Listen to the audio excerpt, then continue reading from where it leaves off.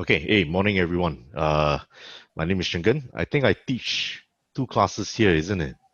I see a lot of familiar faces. Some of them I'll see you all in the afternoon.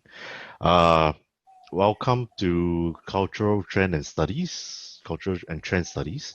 We are gonna do Premiere Pro today. So the you all know that at the end of this whole entire course, you're supposed to produce a video that is similar to what the Mendeka videos are like.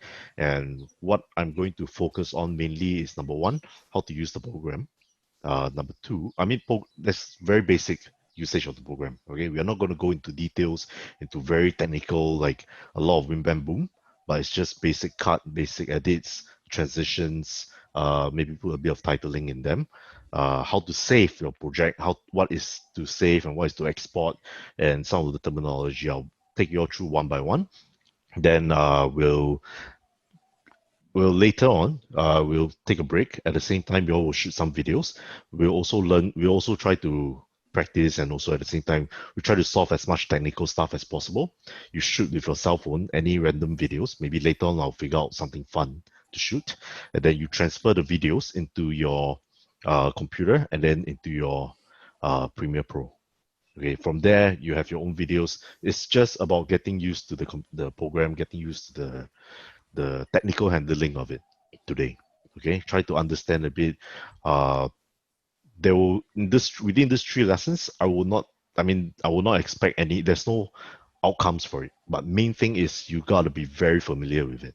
So take these 3 lessons to play around, to like, oh, what happens if I do this, make mistakes, and then try to learn from them.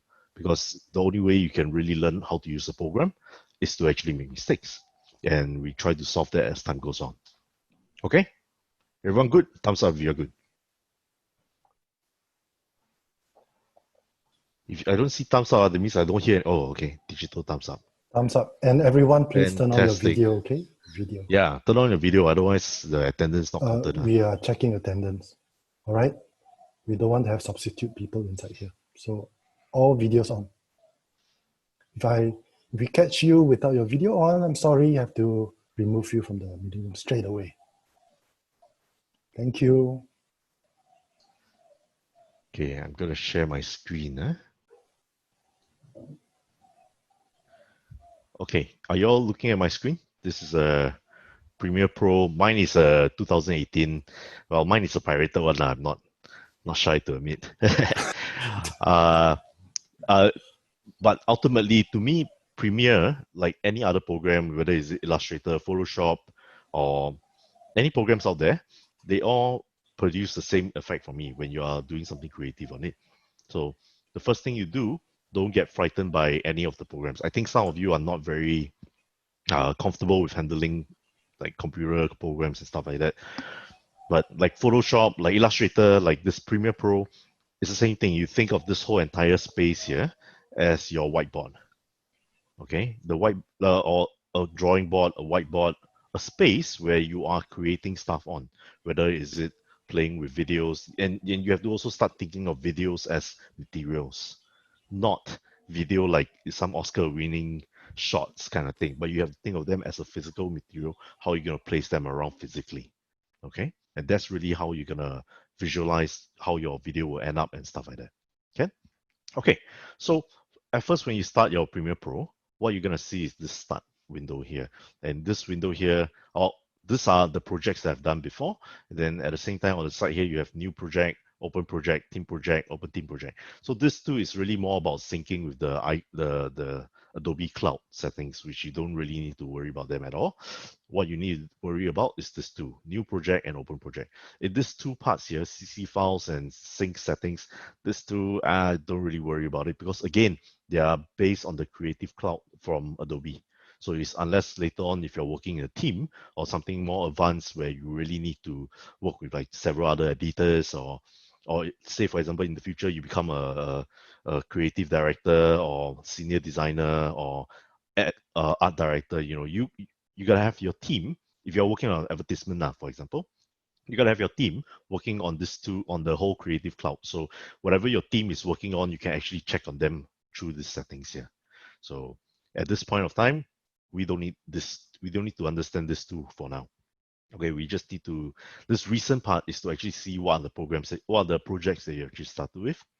Sort, or last open, size, kind, is just to sort out this whole list here. And then filter is when you want to, maybe you're a YouTuber and you want to type in like, oh, what did I shoot about cucumbers or something, then you just type in cucumbers, and if your file name responds to cucumber or is saved as cucumber there, you will respond to here. So this one is quite important because in the future, when you start to do a lot of video projects, for example, this will be very, very useful. Okay. So open project, I don't need to explain. New project is more important. New project. So when you click on new project, you come to another screen here. You have name, the location, which is where your project is going to be saved in. Okay.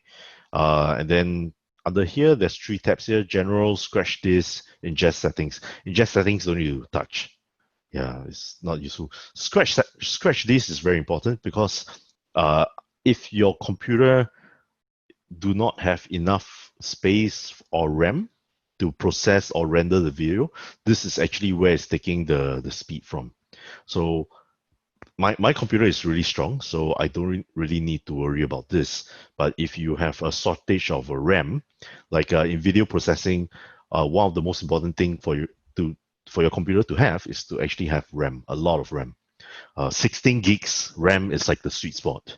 Anything below, you're gonna struggle, but struggle not like the video will turn out bad, but you'll take a longer time to render your videos.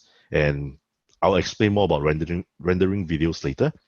But when sometimes investing in a good computer or having a good computer helps because when you have a good computer, you render your work faster, you save a lot more time, you get to go home earlier, you get to rest more. Otherwise, if you are taking a long time to render, you actually have to sit in front of the computer and just wait for it to finish rendering. Okay. Uh, in general, okay, so you have this video rendering and playback. You could actually use different hardware or software acceleration. This part is again how fast you're going to render your video. Okay. When later when I show you the timeline, you'll understand what I mean by how fast is the rendering going to be like. Okay. In video, in this tab, the display format, put it in time code. So there's actually a few settings here. So you have time code, feet plus frames in 16 millimeter, which is actually old terminology for film. Okay, or you have it in 35 millimeter, or you have it in frames. So frames is referring more towards like very high-end digital recording. I mean, it's easier to see in frames, but we are not working on any of this tree. We're just working on time code because all your videos will have like different frame per second, will have different resolution. So we're just looking on time code in terms of seeing how we're going to cut the video up in time. Yeah. Okay. Audio display format in audio samples, milliseconds. Now it's just going to complicate a lot of things. And one of the crucial part here, capture. So you have HDV and DV. So it's digital video or high definition video. Usually just keep it to DV unless you're actually plugging in your camera to shoot. You shoot through the camera straight to your computer. That means recording directly. HDV is not really useful. Just stick to DV will do. Okay. Then once you're done here, okay, I usually like to do this because I have a couple of hard disk space here. So I like to just create a new folder for say CTS video project or just project CTS project. Select folder. So when this is being selected like this, right, that means all your files, your raw footages, your editing, everything will be saved within here. And what happens is later on, if you want to save your project, you want to transfer them through the hard disk or thumb drive, you could actually save this whole entire folder into your thumb drive. Maybe go to a school computer and like, oh, okay, I need to load this into the school computer and then plug in and just transfer your file, the whole folder into there. And then when you open your project, you open this folder, you'll be able to see your project as where you left off last. Okay. So with that being done, I'll click on new.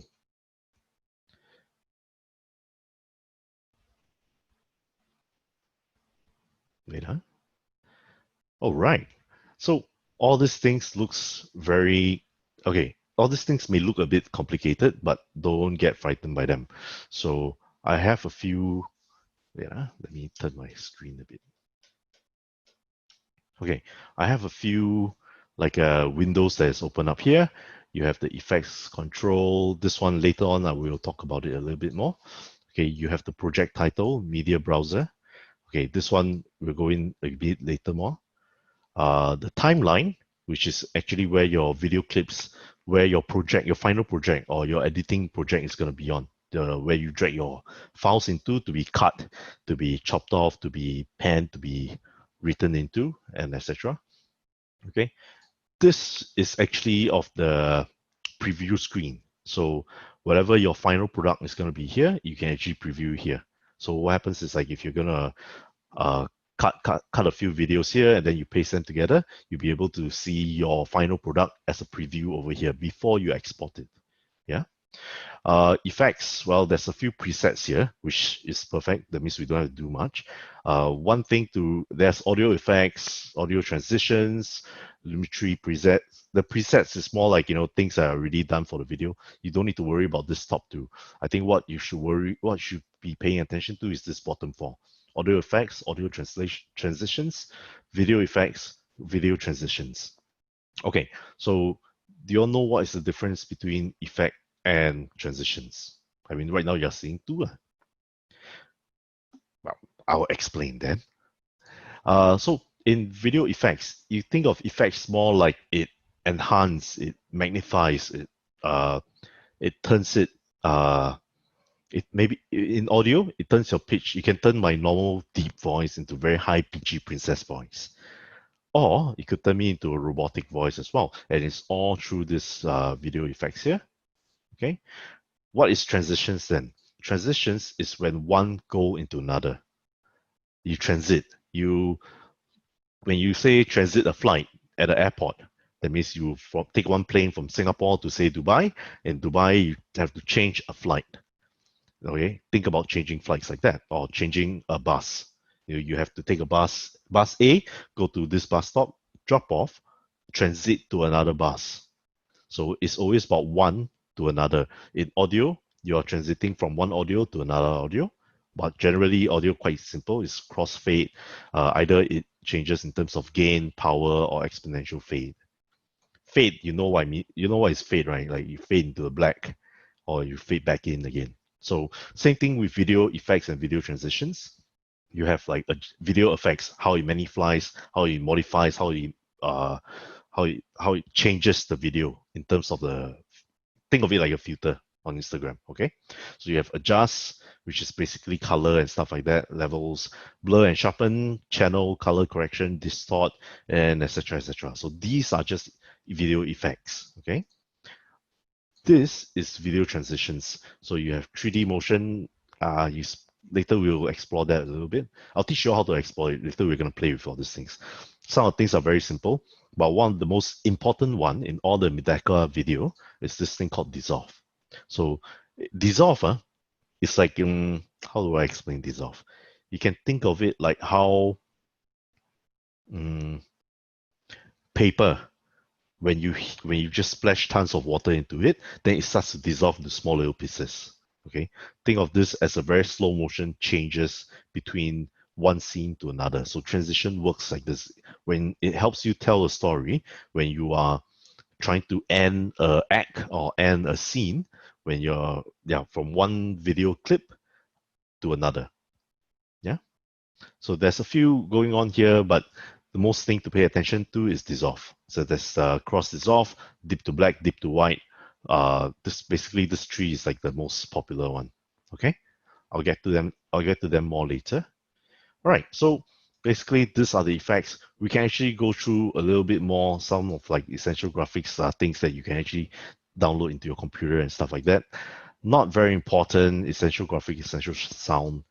Yeah, otherwise, yeah, basically effects is going to be something that you're going to use a lot. Okay. Maybe one of the things that you might use, there could be a color. Never mind.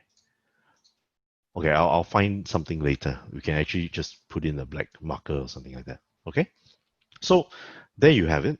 This is effects, the preview window. This is pretty much like the editing. Let's say effect controls later, when you drag in your effects into your timeline, you'll be able to control the effects from here. This is where sort of like your library is going to be at. Okay, I'm going to take a small video clip. Let's see if I have something here. Yeah, okay. I think I got something here. So I know you can't really see what I'm doing on my other window. Maybe I can just show it here. Okay, when you click on edit, you're gonna file, you're gonna see a couple of things going on here. So you have capture, import, export. So when there's a two difference when you're exporting your video or saving your project. So when you save your project, it's going to be in this PPJ file, which is a Premiere Pro project file. So that is just the project itself. It's not your final product. It's not your final video that you want to put on YouTube or you want to send to your client and etc. Okay, what those things refers to is actually under export. So this two thing, just keep in mind, there's a big difference to them. Okay, we're going to import, which is to import your media stuff, which is either a video or a piece of sound or maybe a piece of graphic. Okay, when you click on import, a window will open up. I'm going to take a work that I did previously. Okay, you can there's a lot of file versions that you can use. Some of them are like, you know, you could use MOV, you can put in MP4, you can put in 3GP. Premiere Pro is actually very versatile. It recognizes majority of the, well, 99% of the video codes codecs out there. So this is something I shot many years ago. Okay, so right now, once you've seen here, this is where your project settings are, or your library is supposed to be at. Well, I just imported in 518.mp4, which is a video that I shot many years ago. Once this is in here, that means this project contains this file already. Okay, which by all means, you do not erase this file at all. Yeah. So once it's in here, whenever you transport your video to your program folder, which is, let me go to this one. Oh wait, let me just click on that bit. Sorry, you can't see my other window. So within this window, like just now I saved my project here in, let's see, okay, CTS project. Under untitled, all my files, including of this one, is being saved in here until I save my project, of course. Let me just save my project first, Save. Okay, you should be able to see this thing that comes up here. Oh, yeah. Anyway, it's inside my program file here. Yeah. Oh, wait.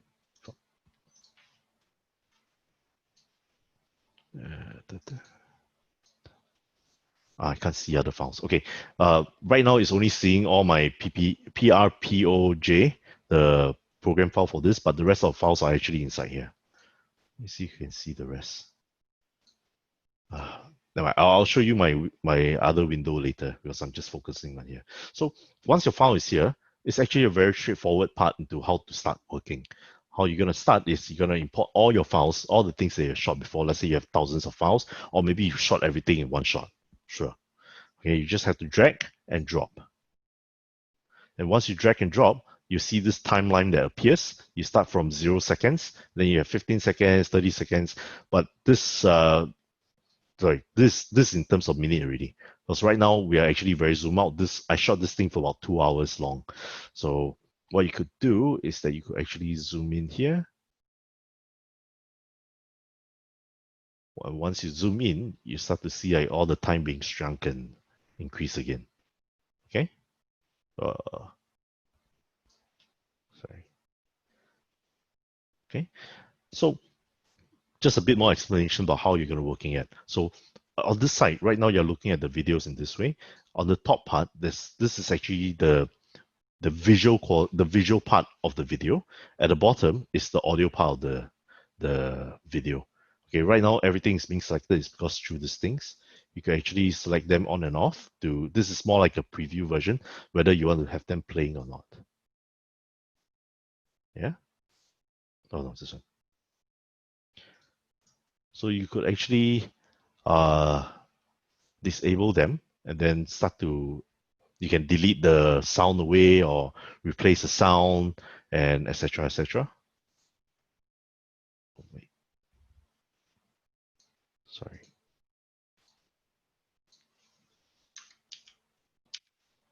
Okay. So a few buttons to just explore a bit. Now we finished this part, right? Okay. Now we finished this part. So how to load in your video. All you'll be seeing here is,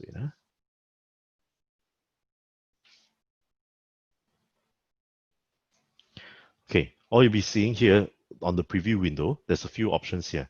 This is a marker. Add a marker is more like an indicator for you to see which point you want to stop at, but not really necessary.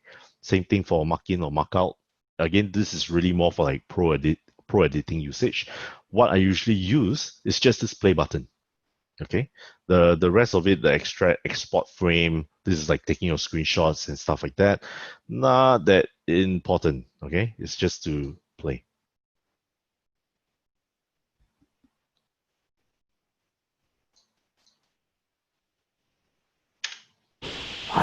정말 내가 이제 제대하면은 대학을 제대로 가가지고 사람 구실을 하면서. Okay, so this is just to test my audio is working, because what happens was when I started I didn't hear anything because I just remembered I actually put a clip-on mic on all of them, so we don't hear anything else except their specific talking. 주변에 친구로 있다 보니. Okay, so the shortcut for this play button is basically spacebar, and the spacebar is gonna be like your kind of like your best friend. You just gotta keep on playing or pause, or play or pause. Okay. Now we move in more towards this part here. So there's a few tools that you can use here. Basically, what I will say is you really only need to use a few here. The pen tool, you don't need to use. Ripple tool, edit, no need. Slip tool, no need. What else? Tracks, select forward tool, no need. Type 2, yeah, maybe later on if you want to type in credits or you want to type in opening scenes or put in the title, yes, that one you need. Hand tool, again, don't really need it. What you really need is the selection tool and this razor tool. So when you think about this whole film, right, this is one whole chunk here. So let me just find something here. And we also got to zoom in. Okay, remember just now I said that there's one point like in the beginning part, there's a lot of things that's not cut out. Oh, by the way, my video here is fully raw. I haven't edited it before. I just maybe exported this as a reference for someone else. So remember the beginning, like, well, this is like almost 20 seconds before any sound was being made. And then my sound guy is just walking around. Then I'm like, oh man, I don't really want him around. I just want to start my video with these two guys here like this. Okay? So maybe from this end, from this point onwards, or maybe from... 점심값이 점점 비싸지네.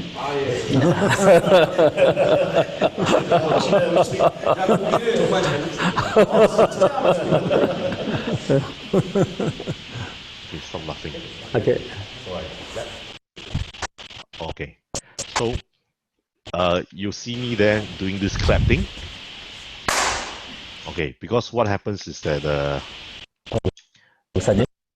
the original video is not like this. There was actually a separate sound that was actually recorded along with the video footage. So when I clap them together, I could actually easily sync them together. Like if you look at this point here, zoom in a bit more.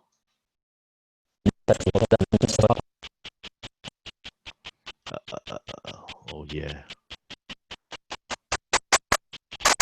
Okay, there's a spike in the sound here. So how I actually edit them together was actually to sync the sound from the audio sound from a separate recording into the video sound, which is actually sync them together by a clap. But usually like 1 or 2 milliseconds off, it doesn't really matter. No one can really tell the difference. Okay. Okay, let's say I start clapping here. I move away. 반갑습니다, 목사님. Okay, 네. let me go back a bit. Okay, at this point, whatever that's in front here, I don't really need at all.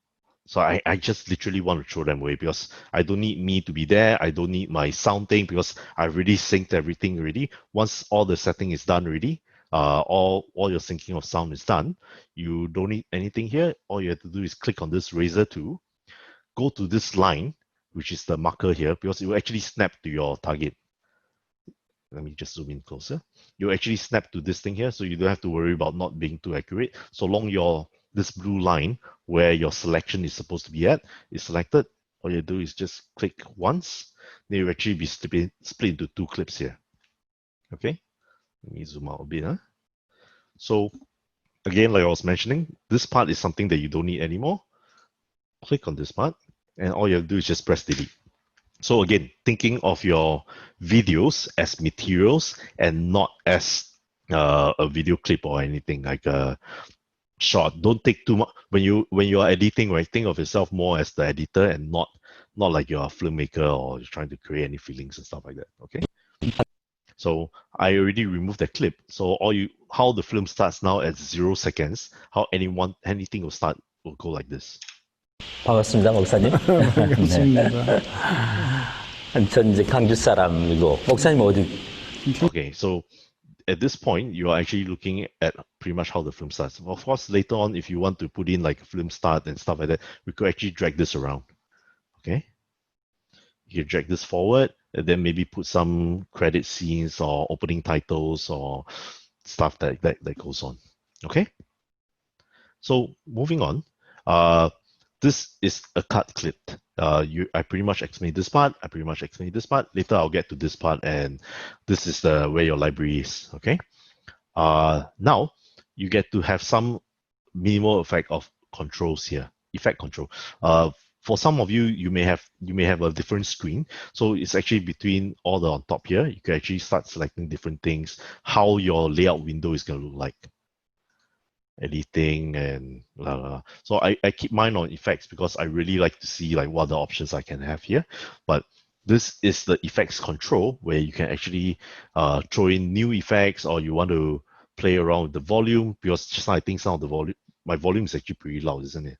So you can actually adjust the level of the volume, whether it's make it louder or lower, whether is it just the left or right speakers or headphones, okay? Or you could rotate the video, okay? Or the position of where the video is. Oh, maybe we need to move down the scale. Yeah, scale. I don't know if you can adjust the position though. I think you can. Yeah. So what happens is like sometimes you can actually, instead of putting one film, I mean this is just additional knowledge. Apart from putting one film, you can actually put in multiple videos like this. Oh, I cannot drag out another one. Yeah, I can drag out another one here. Okay, so whatever that's seen at this timeline, right, will be whatever that can be seen here. So whatever we cut just now, I just moved it forward. And what if I was to move this video a bit this way? Okay, by the time when you go to here, you start to see like a split screen that goes on. Okay, but at the same time, again, think of this thing as like a drawing board or editing board where you are putting two pieces of video together and like see how it's gonna look like. This is pretty much how your eye is gonna see. Okay, moving back, clicking on this. And then you can see again, coming back to here, you don't have to worry about the anchor point, anti-flicker, scale. I think usually like if your shot is really shot properly, don't try to adjust the scale. That means, how do I put this? When you are shooting with your camera, your smartphone or anything, when you set the resolution or set your framing already, try not to do any digital zooming in or out. Because what happens is that if you zoom in too much, you start to see pixels that appear. I mean, yes, zooming can sometimes help you with your, like you can change your position, you know. like this. Yes, zooming does help, but it's to help you frame your picture properly. But however, at the same time, you are giving up at the cost of pixelizing your shot. Yeah. Okay. This is one you can do Control Z, which is to undo, or you could just reset the last parameter. Okay, which is to reset it back to its original state. Yeah. Yeah. Again, zooming in works like this. You can reframe your image a little bit better. But however, you're giving up at the cost of resolution. Really, you can start to see pixelization that happens around the finger. Yeah. So a lot of times when you are shooting videos or whether you're doing photography or anything similar, when it comes to dealing with digital or capturing images, try when you set your composition already, don't change them too much. Don't even zoom in on your mobile phone. Always keep it like the best composition you can get to. I would rather you like perhaps attach different lenses on your smartphone to change the compositions instead of doing digital zoom or doing post-production zoom. Yeah. Let me revert back to normal. Okay, this is just the video effect. There's opacity. Well, you know opacity. Whether is it gonna be okay? Maybe I should do this as an example. Okay, right now I'm putting one video on top of another. Selecting the first video, your opacity will be able to show you.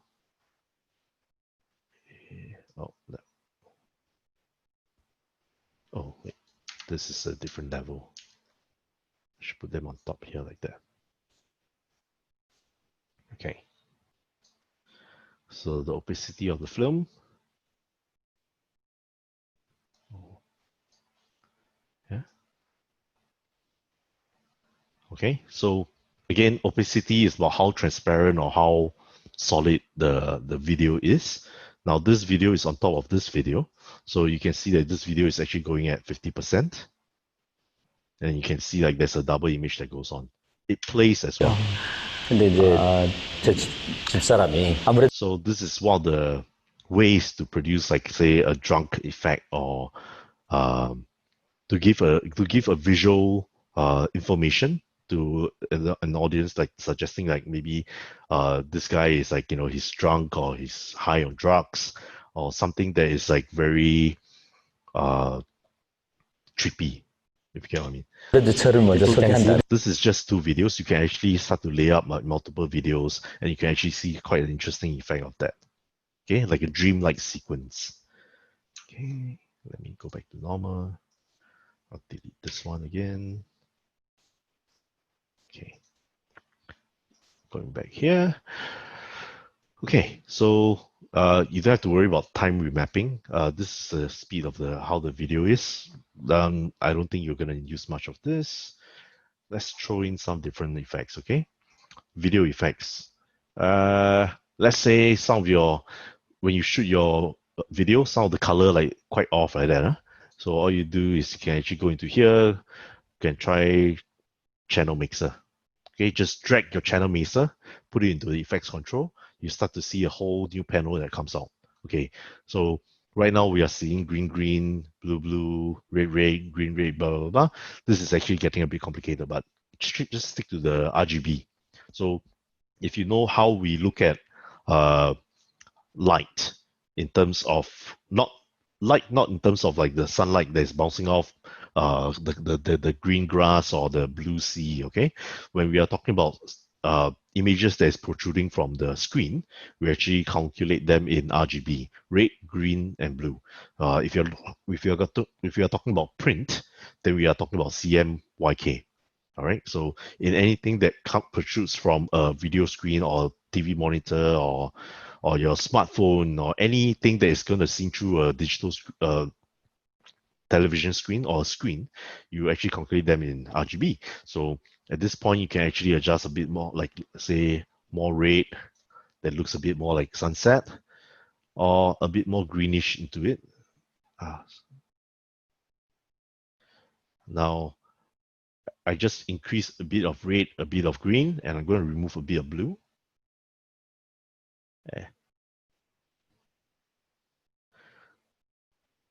just not too much, like just one or two facts. So right now, if you look at my screen here, it looks like it's this looks like a very old 70s kind of imagery that goes on here. Yeah. You could actually pause the effect by, let's say you cut away this one.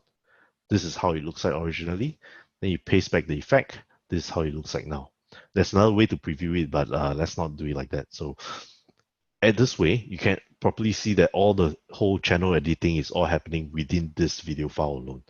However, let me cut away this one. Let me just split this video up a bit. So right now, this, oh wait, salah, select, click on this one. I'm going to paste in the color filter that I made just now earlier. So between this one and this one, you're actually seeing two different colors. Okay. One thing about color correction or filters and stuff like that, sometimes it's very important. It's very good to actually train your own eyes to actually color your own video this way. Don't use effects. Don't use filter. Like if you look at say Instagram, for example, I believe everyone used Instagram before, right?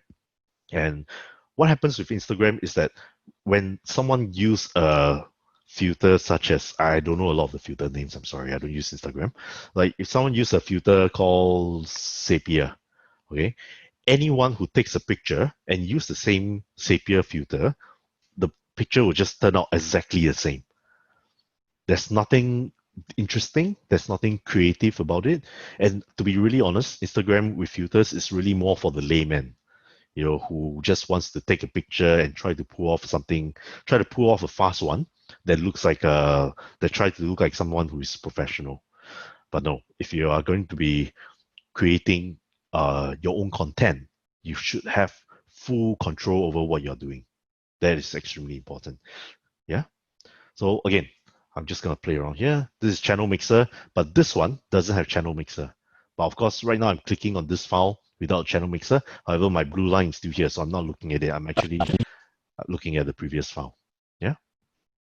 Okay. All right. Right now, you also notice like there's this yellow and red line that goes on. So what does yellow means is that the video is being is rendered already. Red means that it's not really rendered. So the video quality may not be exactly 100% great in the preview. But however, at this point, this one is fully rendered. It's going to be very, very smooth. Okay, that's just about talking about rendering. It plays, because your video is going to be quite short. It's not going to be a super long video. But when you are dealing with a video, when you're dealing with work, like maybe hundreds and thousands of different kind of shots to make a 2 hours kind of film, you actually need a lot of rendering power. So this is something that is important, but at the same time, I don't think it concerns you at this point. Yeah, you don't have to worry so much about it. Okay. Okay, let's play with some more stuff. Okay, color balance. Change color, well, brightness and contrast, straightforward. Brightness. Okay, you can either key in or you could actually hold and drag this part. You can make it a film brighter or you make it more contrasty. Then it becomes art film already. Yeah? Okay. Okay, I will also suggest to always keep your workspace organized. That's very important. Once you start to mess around too much, you start to lose track of what you're messing around. So if you don't, let's say I just put in color and brightness, and right now, like, okay, I don't need color and brightness anymore. My suggestion is always just delete it. How you delete effect over here, click on the effect, you'll see highlighted gray, press delete or control delete. No, cannot. I'll just cut it away, I guess.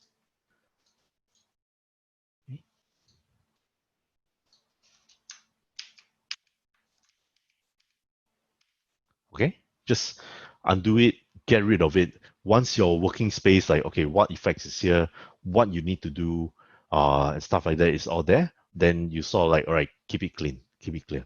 And say, for example, you really like this channel mixer effect that goes on here. Like, all right, oh, I really like this. I want this in all my film. All you have to do is, again, you just drag this and put it to another film. Oh wait, I can't put. Well, if it doesn't work, just copy this and then paste it in here. There. So you have a very consistent shot throughout. Okay? So it's really just copy, paste, copy, cut. Again, think of this whole thing as your working space here. All right?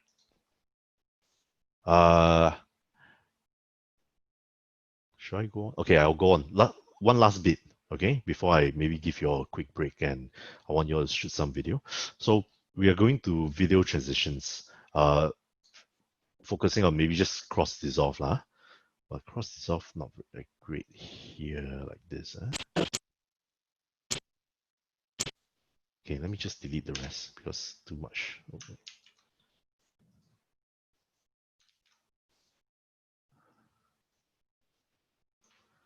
Just delete this one. Okay. Then I want to zoom in a bit more. Maybe I'll just quiet this thing down. Mute this first. Okay. Right now, there's a few things that is happening. Okay, this guy is walking. Then I come in. Okay, let's say, for example, I just want to transit my video from this guy that walks this way. And then suddenly I want to appear straight after. So I would say I want to cut my video here. Okay, let me move up this front part. Okay, his shadow appears from here. So I'll cut this part out. I'll click V or click on the selection tool. Click on this, delete, move everything forward.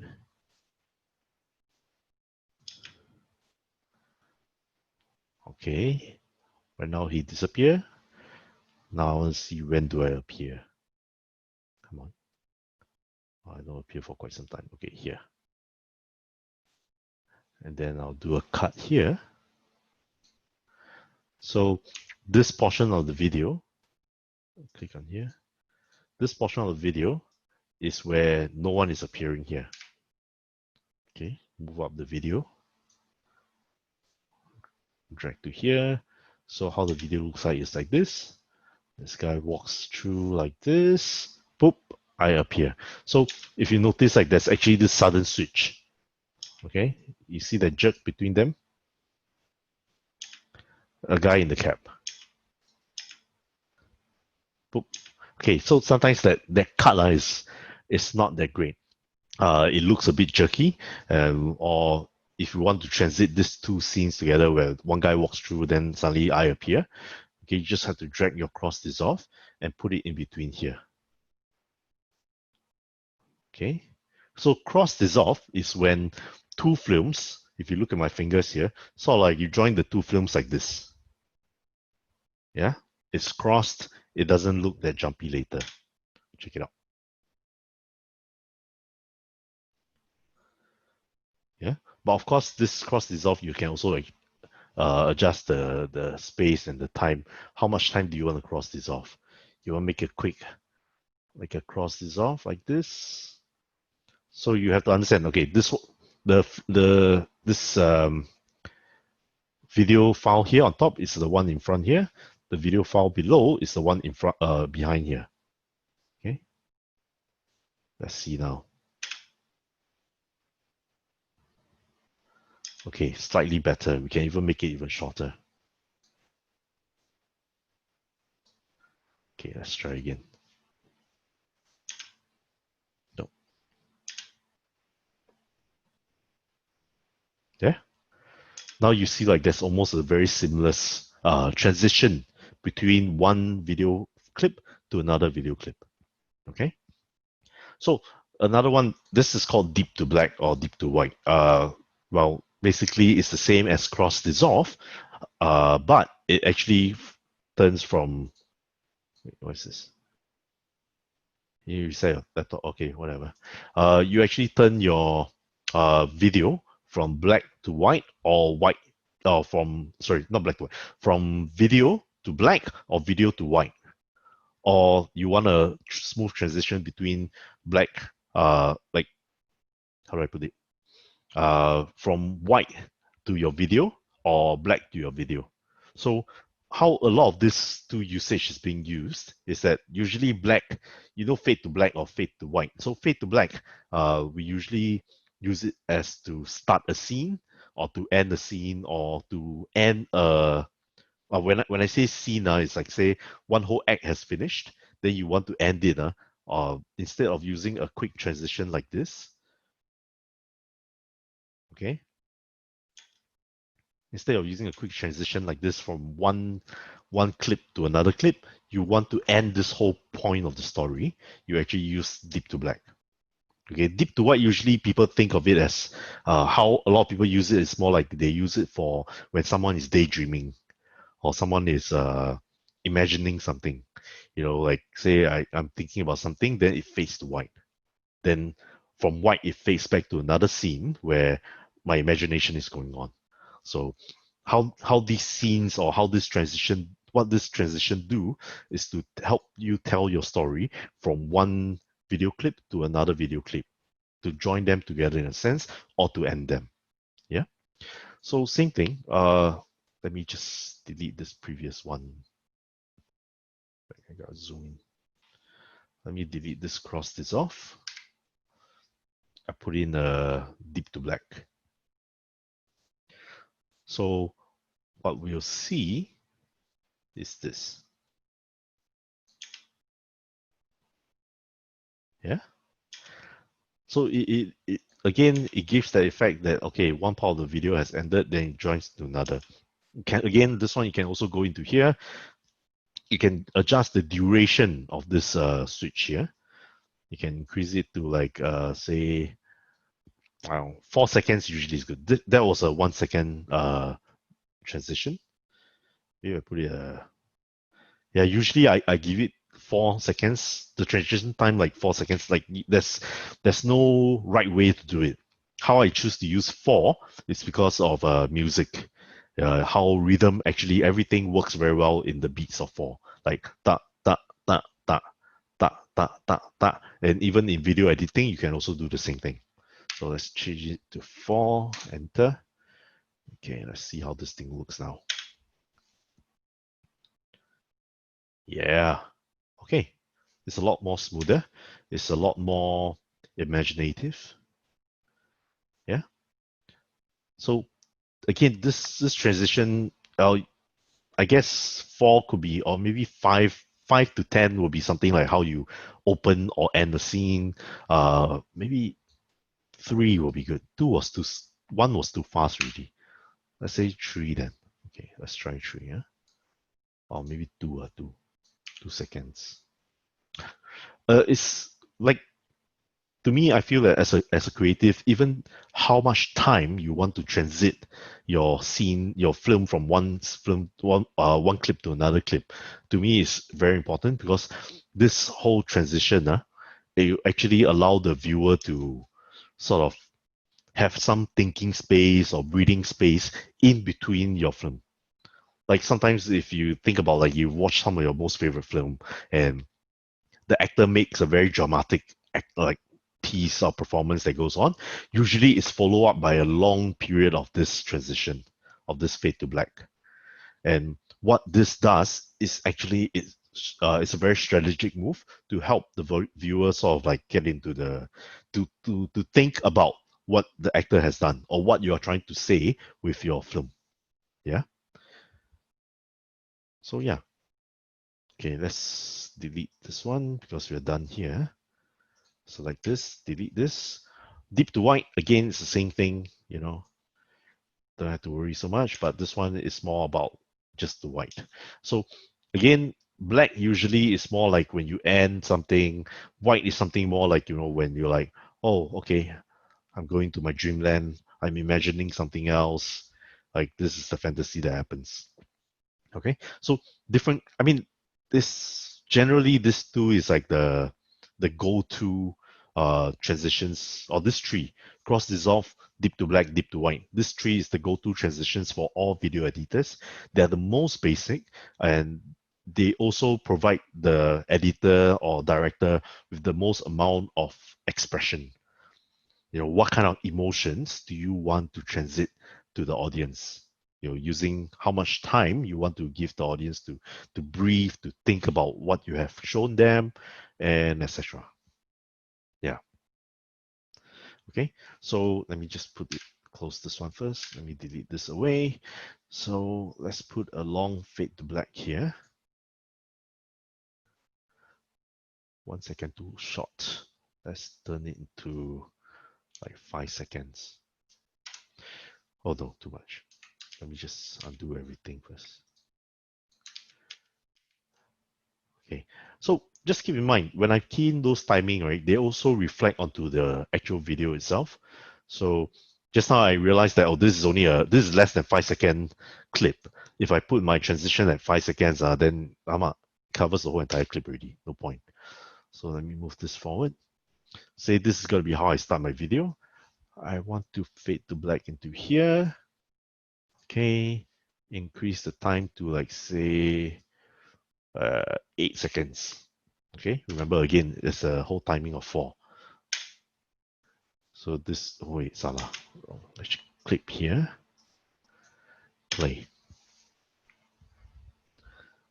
So it slowly opens up, maybe 8 seconds too long already. Yeah. But it makes a very nice introduction into like, oh, okay, this guy is like, the whole conversation starts. Yeah? Maybe 8 seconds too long. Huh? Let's try 5 seconds. Or maybe 6.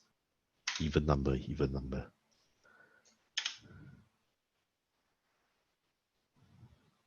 Yeah. Yeah. See? Just by 1 or 2 seconds difference can make a huge difference towards how you want to express or what you want to express with your video. It's a very technical thing. You have to go through like, you know, like what if 1 second more, 1 second lesser will work better, or and etc. etc. Yeah. So this is pretty much it. Yeah. And well, I'm sorry, I'll just finish up some more things. For the end as well, at the same time, you could actually do the same deep to black thing here. Ta-da. Click on here. Click on here. This one could be like another 4 seconds. 4 seconds to fade. And this is going to be how it ends. I mean, again, it's very straightforward. There's nothing else to it. How it starts and how it ends. Maybe a longer drag or a longer drag at the end. I think once you chop this transitions, whether is it cross dissolve, fade to black, fade to white, these could add in much later. But once you cut your footage properly, you can actually start to add them in later on. Yeah. All right. 1 hour, just nice. I still got a few more things I want to go on, but I think at the same time, I would like you guys to take a quick break, and also at the same time, wait, let me stop my share. Okay, you all can see me. Okay, now it's 10 o'clock. Take a 20 minutes break. Okay, but within this 20 minutes break, I'd like you to take your smartphone to take some selfie videos. Okay, in this selfie videos, you can take all in one shot, or you can take multiple shots, up to you. But just to help you to practice with this Premiere Pro later, I want you to take your own selfie for more than this. This has to be more than 3 minutes, 3 to 4 minutes. Okay. When you shoot yourself, I would like to see this in Chinese. There's this thing about theater. I would like to add in the Western and the Asian part. Okay, Chinese theater. There's like a happiness. I want you to show a happiness face, joyous face. You're in suffering face, and you are sad face. Okay, then the whole Western this 4 faces plus the whole comedy and tragedy.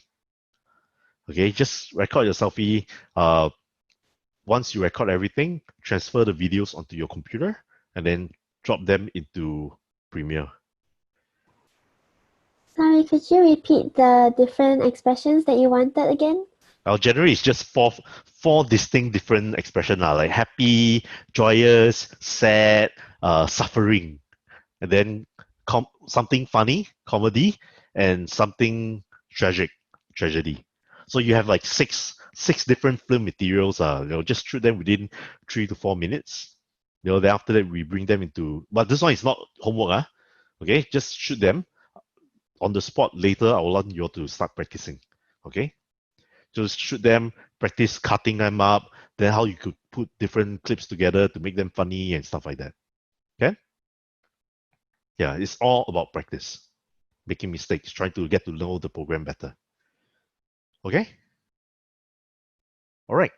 I'll put a bit longer. Can boss? Longer break. 10. Can do. Yeah, about 10:25. Because I took up 3 minutes already to explain that. And then any problems that happens, once any problems you all face, you can just share your screen and we can try to resolve it on the moment. Okay, I'll see you all 10:25 with your videos back. No. Okay, I think I forgot to mention one thing just now, but I just quickly did a quick example here. Sound. Okay, so now I'm importing this new file here. It's an MP4 video file. So I'm just going to drag it here and zoom in a little bit. Okay, so there's one thing about unlinking sound and stuff like that, unlinking the video. So right now when you're looking at this video, right, you're selecting both let me just move this one away. You're selecting both the sound and the audio together. Sorry, audio and the video together. So what you can do is you could actually unlink them. Let's go with unlink. Once you unlink them, you can actually say delete the sound. So right now, of course, this video clip is these 2 guys talking, but right now there's no sound really. So there, you don't hear any sound. However, I downloaded this YouTube video. I think you can hear sound here.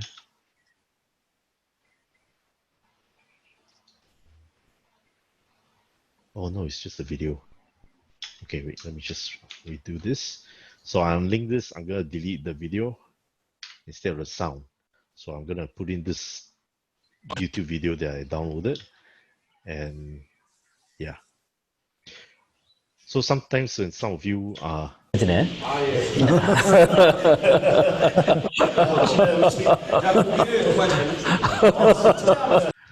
okay, sorry. This is a quick test. Okay, sometimes when you're recording, right, you don't want to record everything off your mobile phone.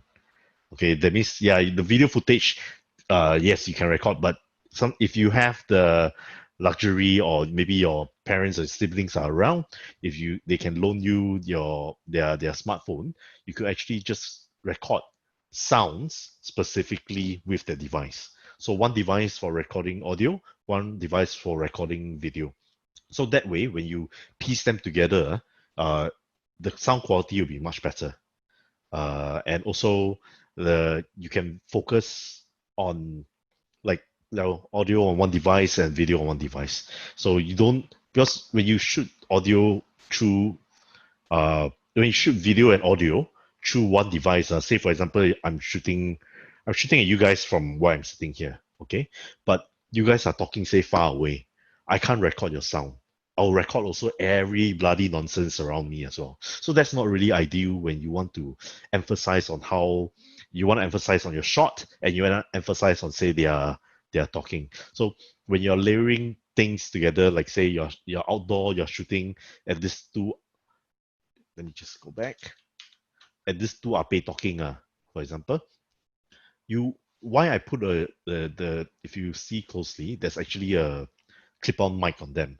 And then I'm recording their voice separately because I have actually 3 other cameras shooting at them at the same time. So what I'm going to do at the end is I'm going to cut them up like all the 3 different videos into their face and stuff, but their audio shouldn't change.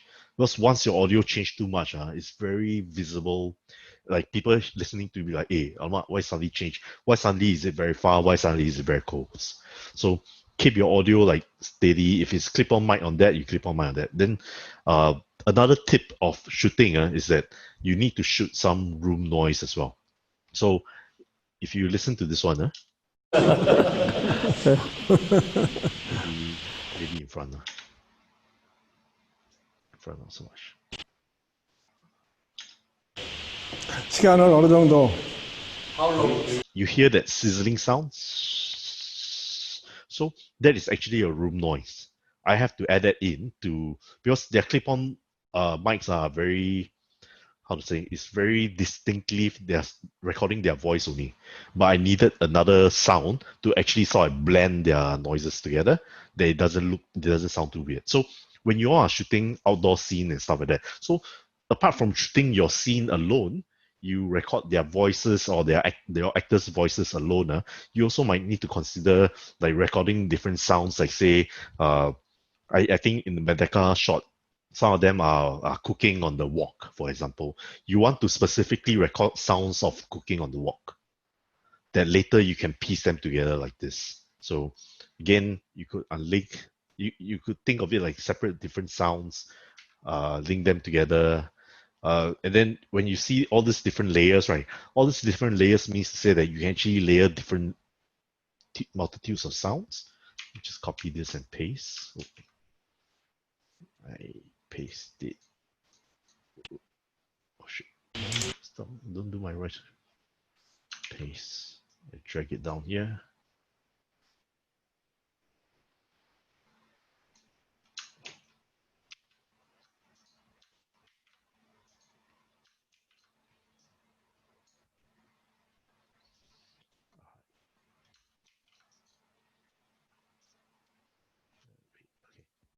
Say for example like that. So you have right now, although it's 2 of the same voices, but you can imagine in the kitchen sink, you want to have one audio recording the sound of the actors. You want to have one audio that's recording, say, the clanging of the wok, clang, clang, clang, clang, clang, or record specifically when the fire starts. You know how you know how to operate the stove. You take, then boom. Okay, all those separate different audio clips, if you could record all of them and then start to layer them together along with the visual, it will all start to make sense. It will be very, very beautiful. Again, in terms of the volume, you can actually lower down some volumes here and there. Like when the volume is softer, obviously it feels like it's further.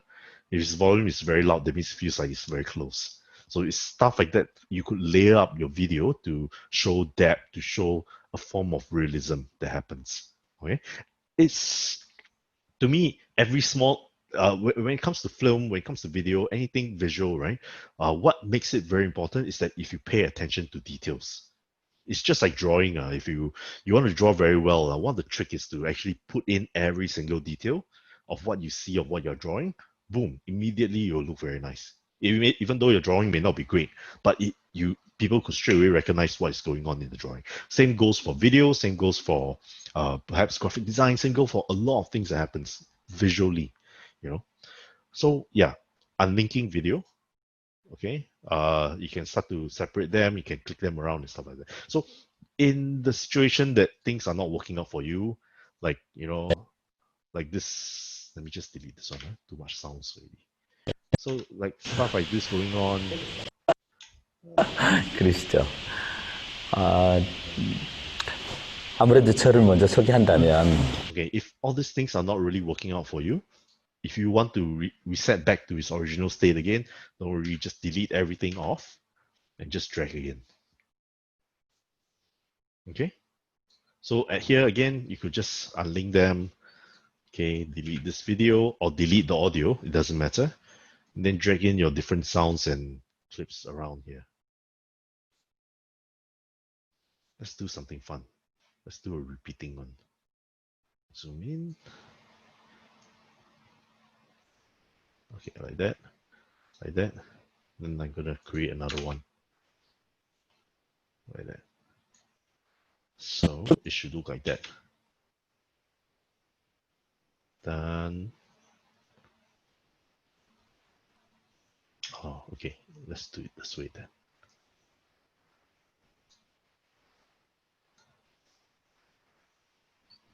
Sometimes you can get away with the. I mean, this one is of course I downloaded the video online, but sometimes you can get away with something like this. Ta-da. Fade out. Back to this one again. Ta-da. Fade out. Then this one again. Okay, it's really just layering up the videos.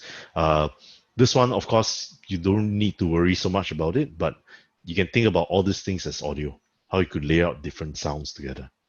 Yeah, for this one, I would rather you have just one video track where you just cut them up, then piece them side by side accordingly. Save yourself a lot more trouble, and it makes it more logical for you to think about it. Okay, so back to the main component. Have you shot some videos yourself of yourself doing all those faces? Okay, it's very hard to check what you guys are doing, but I'm just gonna give instructions here.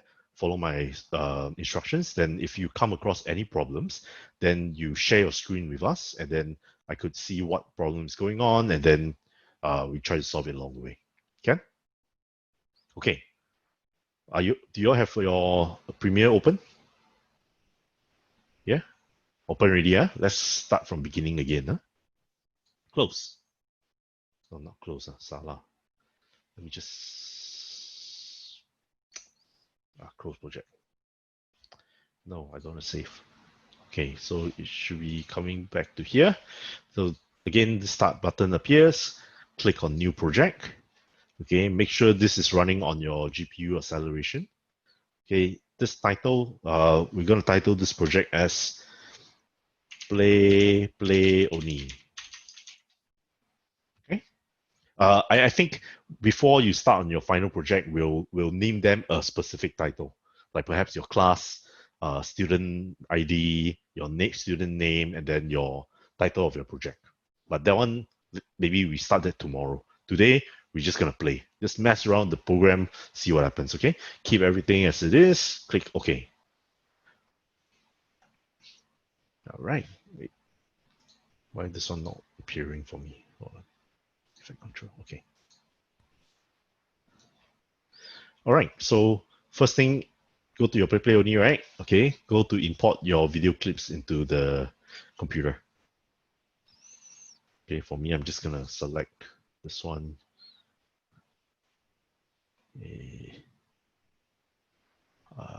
What else? This is test one. Sorry, I got a lot of work here that I also don't know what's going on. Okay, this is why. Okay, one thing that's very important: keeping your work organized.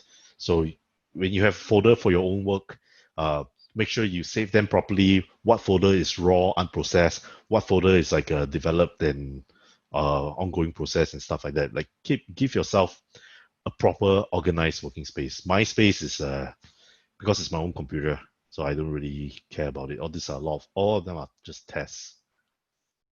Okay. This one, I'll import this one.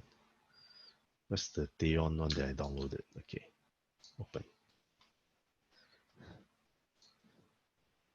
Okay, I'm just gonna drag, drop. Okay. Oops, shit. Cut too much. Okay. Then I'll just drag and drop. All right, let's see what I want to cut. Yeah, this is me lifting weights, huh? Okay. This part a bit too much. Could cut away this part.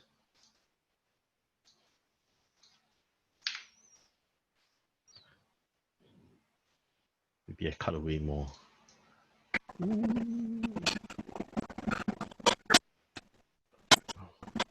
Okay, this will make a funny clip. Okay, this one, delete. Go to here.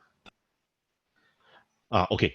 So one thing to keep note, why this is happening? The file resolutions are different.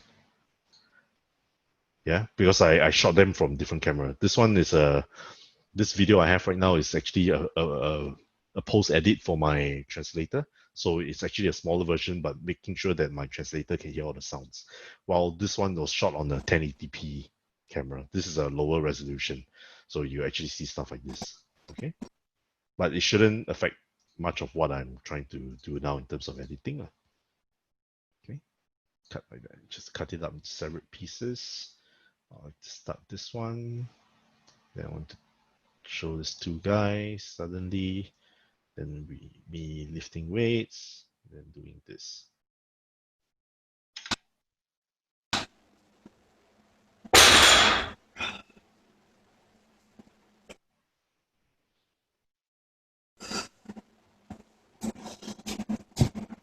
Okay. All right. Are you all having problems importing your videos? Anyone have problems so far? Or you're still downloading your videos into your computer? Okay. Just take your time.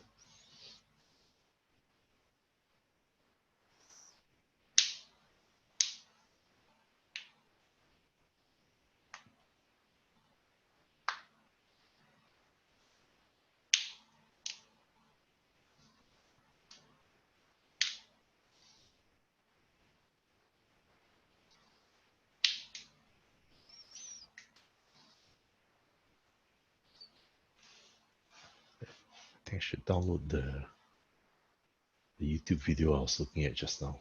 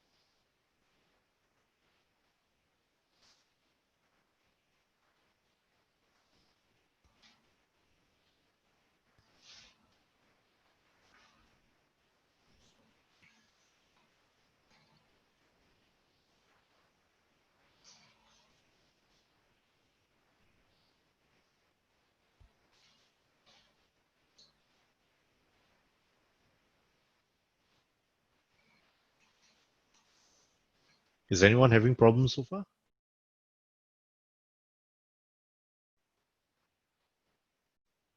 Oh, Michelle, you shake your head very hard. You willing to share your screen to show us what you're doing? Too late. I point you out already. I actually have system compatibility report because my video driver is unsupported, so I can't run anything. Okay, what computer are you using? Lenovo IdeaPad. Okay, what is your, do you know your graphic card? I'm not that clear about stuff like that. Okay, why don't you share me your screen? Let's try to sort it out, eh? Oh wait, I'm sharing screen. I should stop. Okay.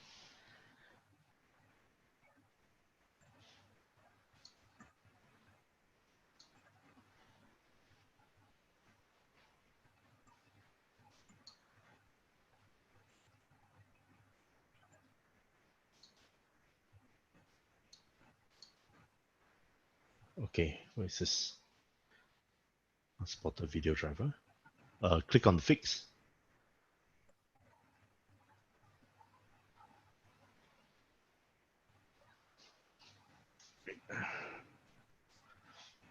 Let me also see what this. Your computer quite old already, is it? I'm not even sure.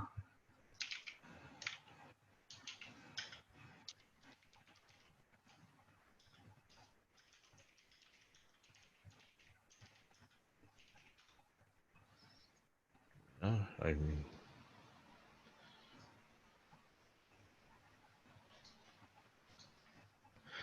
okay. You might need to update your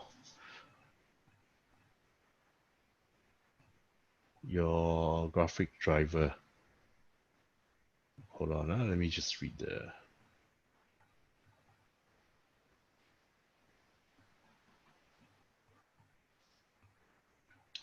Okay. Can you go back first? Go to the start a new project. We try something. If that doesn't work, you need to update. You need to update your software. So you go back first. Or This press that. screen just pops up when I open the Premiere Pro. Okay. You escape. Can you escape this? Or continue with no issue. Just try first.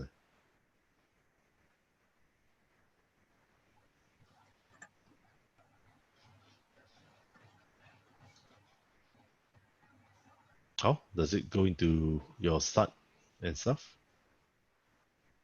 Still loading. Okay. So one of the solution that I feel that could work is that you need to update your Windows graphic card. So let me see how. Yeah.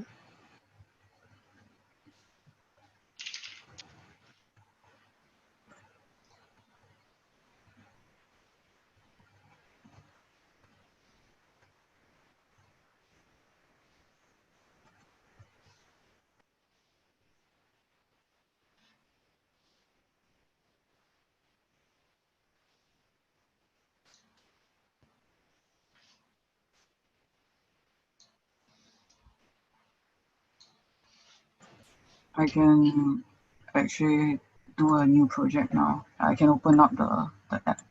Okay. But one thing I want you to do with your computer, you wait. Let me share my screen quickly. Okay. This is the Nvidia website. So your graphic card is not bad lah, but it's just dedicated for laptop, so it's not really that great either. But what you really need to do is like update your Windows, update your softwares. You could actually, I think it could work for you here if you download the newer driver, like this automatic driver updates. So you update your graphic card, as soon as a new graphic card update appears. And the Nvidia do update their drivers like once every 2 weeks kind of thing. So when you keep your computer updated, a lot of your computer software problems can always be solved. Like, yeah.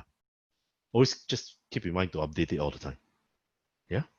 And I think we should be able to go back to school very soon. So there's a Mac lab that you can also do your project in. So what happens also, like, don't okay, a lot of this editing that appears. Let me just share back my screen. Okay. When it comes to video editing, one of the most important point is to, number one, keep yourself organized. It could be a small little notebook, like you just write down notes like, okay, what file, what time, what are you trying to get. It's a very technical thing. It's not so much like I mean, I think you can also put this into your sketchbook and your journals to show the lecturers like, okay, this is what we have done. But at the same time, it also keeps you in check, like, okay, what do you want to get out of this file from what time? You can really start planning out what time to what time you want to cut. Then when you go into the lab, say if some of your computers are not that great to edit videos with, because Premiere is very texting it's a very texting program on your computer. So you can just go into the lab, load in the files, start to just look at your notes, like just drag, start to cut them out, and you could be done fairly quickly, I would say. Yeah. So if you ask me, I think if you just take a couple hours a week, yeah, you should be able to finish editing your whole entire film, the short film. Usually, like I recorded that 2 hours. I recorded this whole 2 hour session, right? This one might take me. I don't know if I want to edit it. I maybe just want to pass to editor, so I can just do other things at the same time. Because I see myself more as a director in this role. Editing this 2 hours clip, maybe it will take like, I don't know, 2 weeks of non-stop working. That means 8 to 5, 2 weeks. This guy will sit in front of a computer, just edit. Like if you watch YouTube videos, like say, say PewDiePie, or you see any other editors out there, usually PewDiePie, he sends his captured footage to editor, then the editor edits it within a few hours. So 10 minutes actually takes like a few hours to finish, maybe even lesser if the guy knows what he's doing, like 2 to 3 hours. Yeah, but otherwise it's really fast. It's not complicated, if you're organized and plan your stuff out properly. Yeah.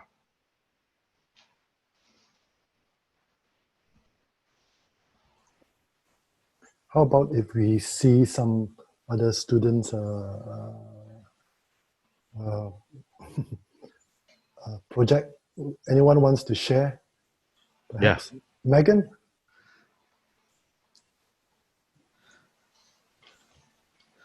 What? You Share want project, to what? share project lah? Come. We all learn together. I'm just trying to figure out how to. No, my face very weird. I don't. Pick someone else. Don't be shy. All your face looks weird to me. Okay. Oh, wrong one. But Schengen is. Oh, I'm sharing. Sorry, I should stop. Yeah. Yeah. Oh. But there's like this clock sound because I forget I was putting my video behind a clock. Ah. Yeah, so it's like tick, tick, tick. I don't hear anything. Oh wait, maybe I never share screen. Ah. Share computer sound.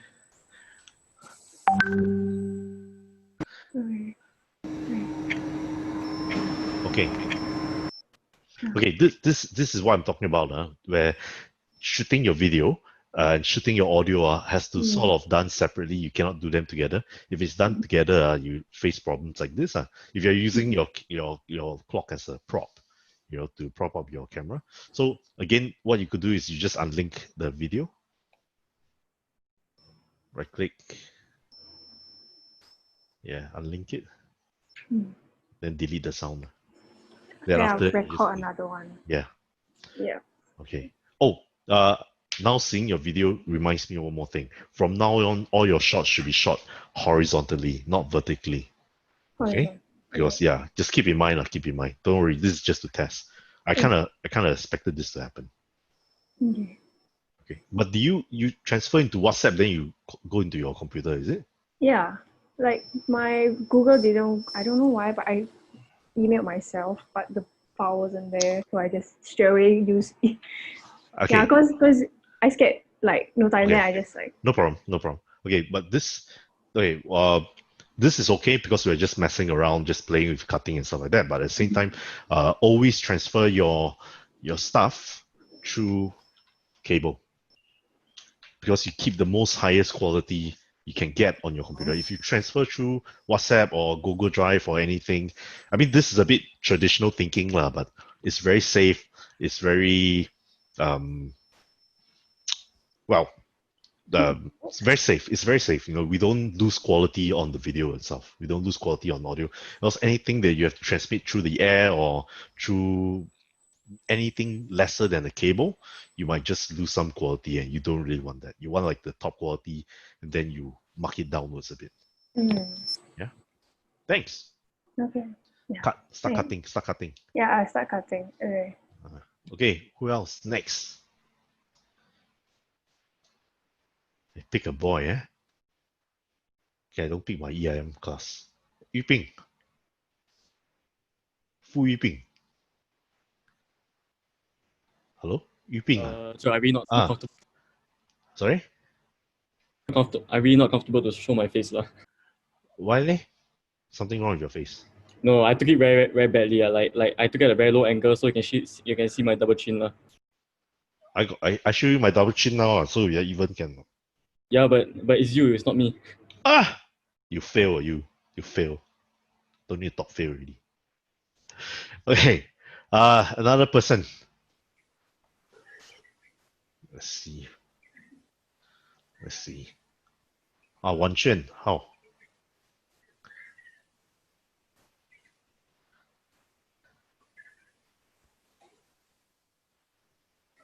I haven't transferred yet. I'm still like transferring because I'm picking my video just now. Ayo, just transfer everything. I don't want. I also don't want to share. I don't want.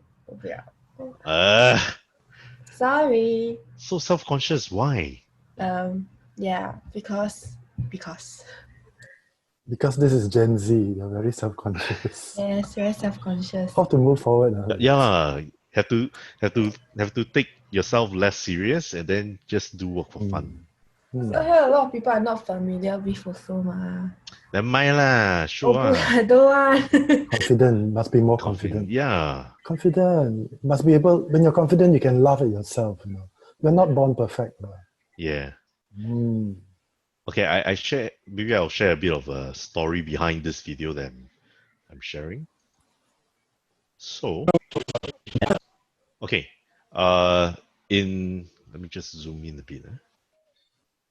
Oh, where's the zoom?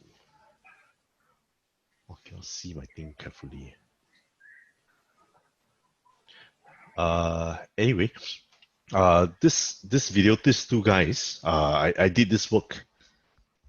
Oh man, a few years ago, I can't remember. I think 2017, 2018. It's not really shown yet, but I always like to make works, and then later on, I think about, oh, if there's an opportunity to show it, I'll show it. This was based on a massacre in 1982, 1981, or 1988 in Gwangju, South Korea. There was an uprising, like some government put down some laws, and then it was a militant thing that happened. Anyway, this guy on the left, I don't know his name. I can't remember their names really. He was a Protestant back in 1988, protesting against some government thing. So in South Korea, protesting, going on riots is kind of like protesting is quite a normal thing. So he's quite a Protestant, and then the protest kind of got out of hand. The police couldn't contain everyone.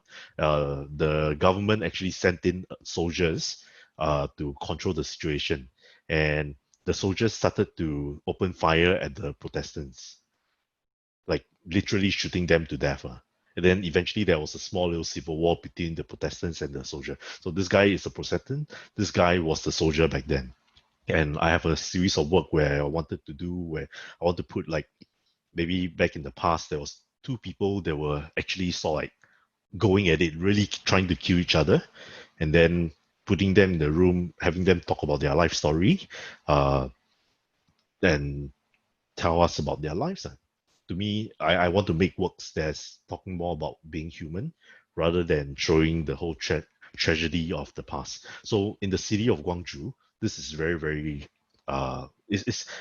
it's very typical where artists and designers always take that tragedy or trying to heroify the Protestant, all the protesters. And it's just like, if you do a work about Gwangju massacre back in 1988, or you will see like, the protesters are like all the heroes lah, or the democracy uprising and blah, blah, blah. It's just so one-sided. It really just demeans the life of the soldiers, I feel. And I wanted to do a work where it's just about being human, where whether you're a Protestant or whether you're a soldier, they were not there to fight for themselves. They were there to fight for an idea. Maybe the protesters, they are fighting for an idea, but the soldiers, they were fighting because of an order. So this guy on the right, he became this guy on the left, he was supposed to be a lawyer. He was going to school. He's like a top grade guy, blah, blah, blah, go to university, become lawyer, supposed to be very rich. But because of the event, he turned out to be an odd job guy. He's now doing like guides and like tourist services. It's just very low-end job lah. And he feels that back then if that event didn't happen, he most probably would be very well off now. This guy on the right, he was very traumatized by the event. I think we can call it PTSD, like post-traumatic stress disorder. He was so stressed out, he became a priest, a Christian priest. So now he's a preacher. He talks about peace, and he feels that it's his job to bring peace and stop all this fighting. And also at the same time, he wants to make peace with himself. So one of the most interesting part in this whole entire 2 hours video was that when they sat down with each other, they're like introducing each other, and then it's like, hey, I'm married, I got a wife. This guy goes like, I'm married, I got a wife. My wife was a nurse, and I met her during the massacre back then. Then this guy goes like, hey, you married a nurse? My wife is a nurse too. And this is very human. It was totally unplanned. The director of the museum behind me was watching the whole thing, and she was just crying. Then I look at her like, huh? Of course, I understand Korean, but not this dialect of Korean. So it was just a very human emotion or moment at that point when they decide to share each other's life story. And that was what my work was about. So apart from this, I'm also doing a series of work about the racial riots back in the 1960s in Singapore. I'm doing a North and South Korean talk. I'm also doing a protest that actually happened a few years ago in Ukraine, where protesters were being shot by the police and the government. Is just a big chaos.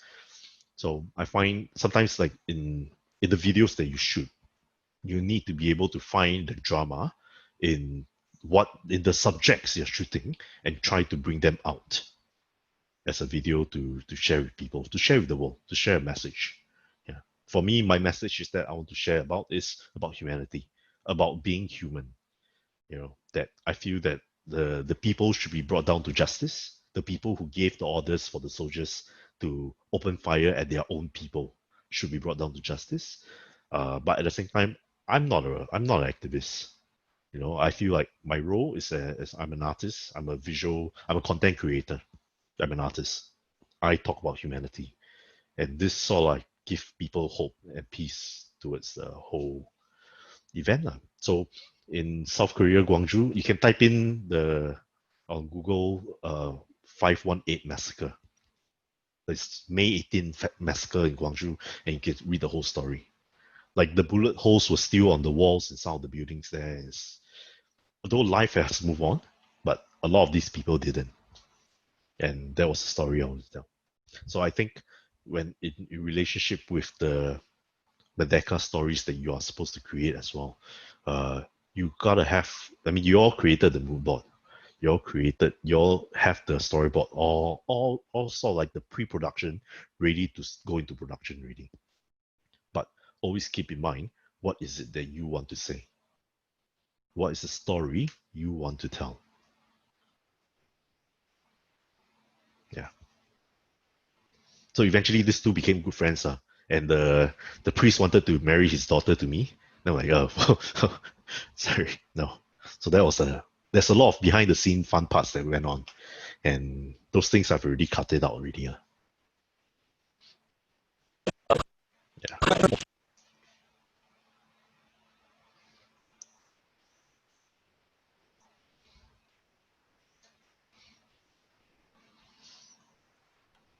Okay, going back to you guys. Anyone facing any problems so far?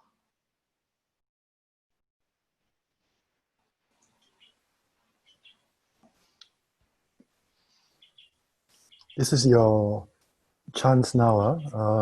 Yeah. If you don't raise anything right now, don't say that you didn't learn anything, because now you see everything is Schengen is here to share his knowledge, his advice, his tip. If you don't do anything, we can't help you. Okay, it's only to make your work better, make you more, give you more power, right? In that sense, right? So please, we have got about 1 hour left. After that, that's it for the first of these 3 lessons. Yep. Don't wait to the last minute. I really don't, because I have to be in NYP later, and I stay in Woodlands, it's quite a distance. So don't delay time for me. Okay, if you have any doubts, ask now. Don't be shy. Be it double chin or funny looking faces. I have all of them. I'm a bit okay. Celeste. Sorry, hi. I forgot, how do you add in transitions between the videos? Okay, say you're still looking at my screen, huh? Okay, say there's right now. Let me just zoom out a bit. Okay, let me just move it around. Put this here, then put them together. So right now there's 2 clips, right? Okay, let me zoom in. Huh? Okay, so there's 2 clips here. One is this stay on, and the other one is these 2 guys. So the transition is actually on the effects side here. If you click on this part, it's called effects on top here. You should be able to see your layout like my screen right now. Okay, go to video transitions, dissolve, cross dissolve, or deep to black or deep to white. Okay. Yeah, can you show me what you're doing? Sure, give me a moment. Well,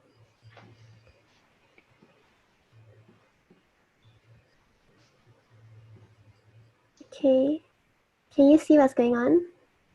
Yes. Okay. Yeah, I have a few videos. All right. So Cool. I have this at the side. Drag and drop. I just drag and drop Yep, into this section here. No, okay. If you put it into the center, then it will be a whole entire clip like dissolving. So you gotta try to put it at the end. The ends of the So clip, yeah. I can't have them like sticking together like this. No, you just drag and drop first. Okay, Try it I'll out. Yeah, try. Just This like dissolve, this. huh? Cancel. Yeah. Oh, Yes. okay. So just Drop. Okay. insufficient. Oops. Continue repeated frames. Let's try. Okay, you play first. I Yeah. mean, it's okay. Okay, you click on the cross dissolve, the tab there. Yeah, click on it. Okay, you look up to your top left. There's a effect controls. Here? Yeah. There, you see those parts? So here you can get to adjust like how long it is or how short it is, the duration in the center, or how you want to align your cut and stuff like that. Just Oh, okay, I see. okay. Same thing with the deep to black, deep to white. Again, don't think of this like it's a program. Think of it like a physical board that you can just drag things in and out like that. Okay, thank you. Yeah, got it. Right. Cool.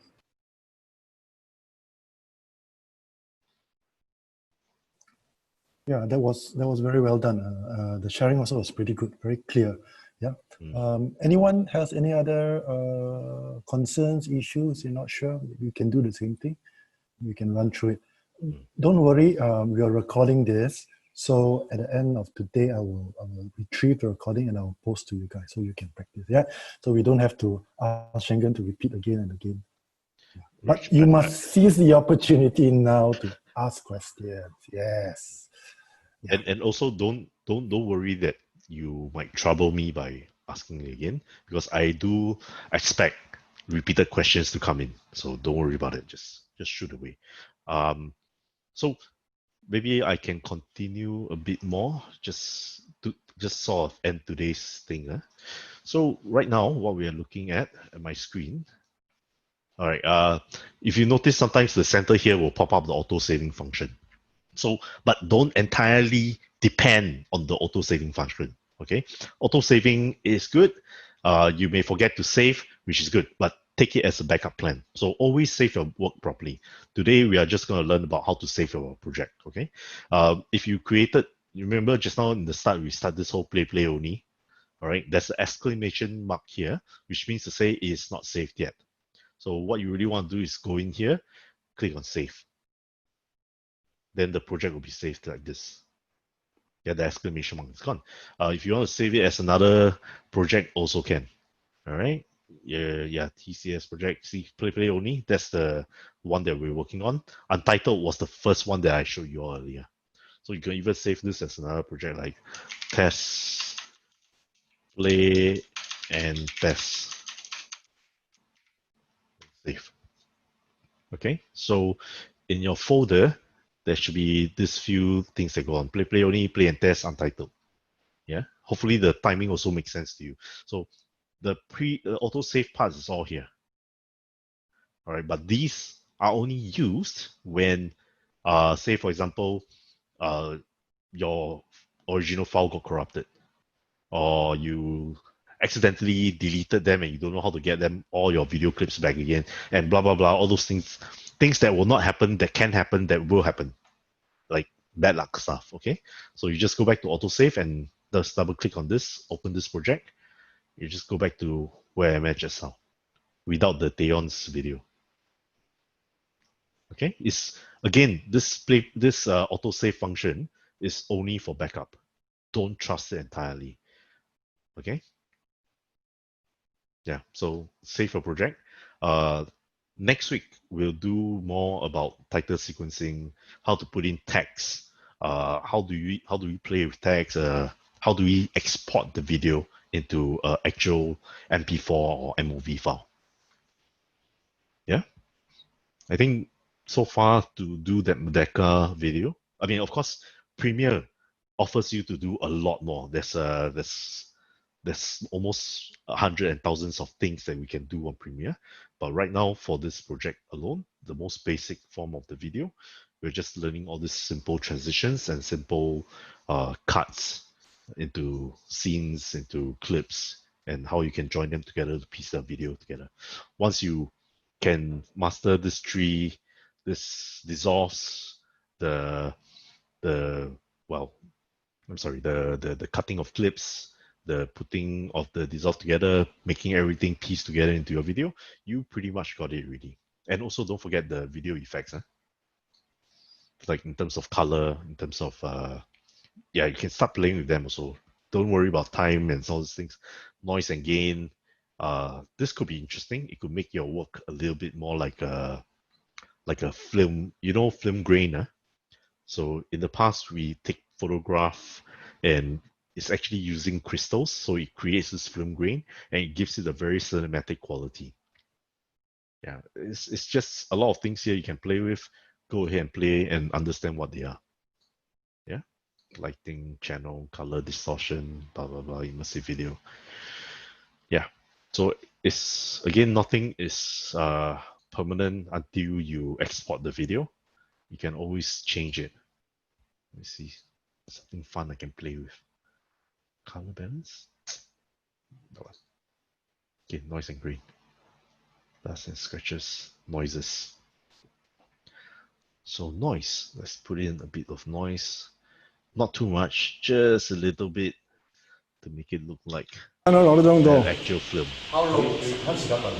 It's too much already. Maybe a little bit lesser. We'll use colors, 1 hour. 점심값이 점점 비싸지네. Quite. Yeah, so sometimes it's a little bit of tweak. Maybe this one, 12% still a bit too high. Maybe like 7%. Change. Yeah. Not too much. Sometimes this kind of thing, just a little bit, it can actually improve that quality of it. Yeah. Okay. That's pretty much it. Just play and let's see where it takes you. And play, save a project, start a new project. Video effects, video transitions, timing, cut, copy, paste. These few things for today. Tomorrow we'll do something else. You mean Oh. next week, is it? Yeah, next week. Yeah. Sorry, I have tons of projects going on, so I'm a bit like. Yeah. Shankan, do you have Yeah. any kind of a cheat sheet? Maybe the students can use as a reference of sorts. I used to have it, but that one is for iMovie. But I'll make one for this one also. Oh, that'd be Like, great. basically, it's the cheat sheet is just your keyboard. Shortcuts are the best. Like you all know Command C, Command V, Command X, or Control C, Control V, Control X, copy, paste, or cut. So this three to me is like some of the most straight up forward one. The rest is just just click in here will do. Yeah, or delete. Take this one, press delete, all gone. Yeah, I'll come with the cheat sheet kind of thing.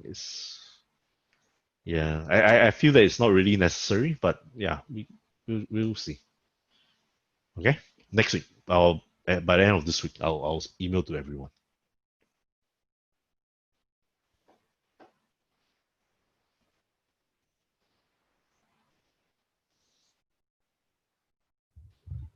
Sorry. Can I ask, is it possible to change vertical video to horizontal?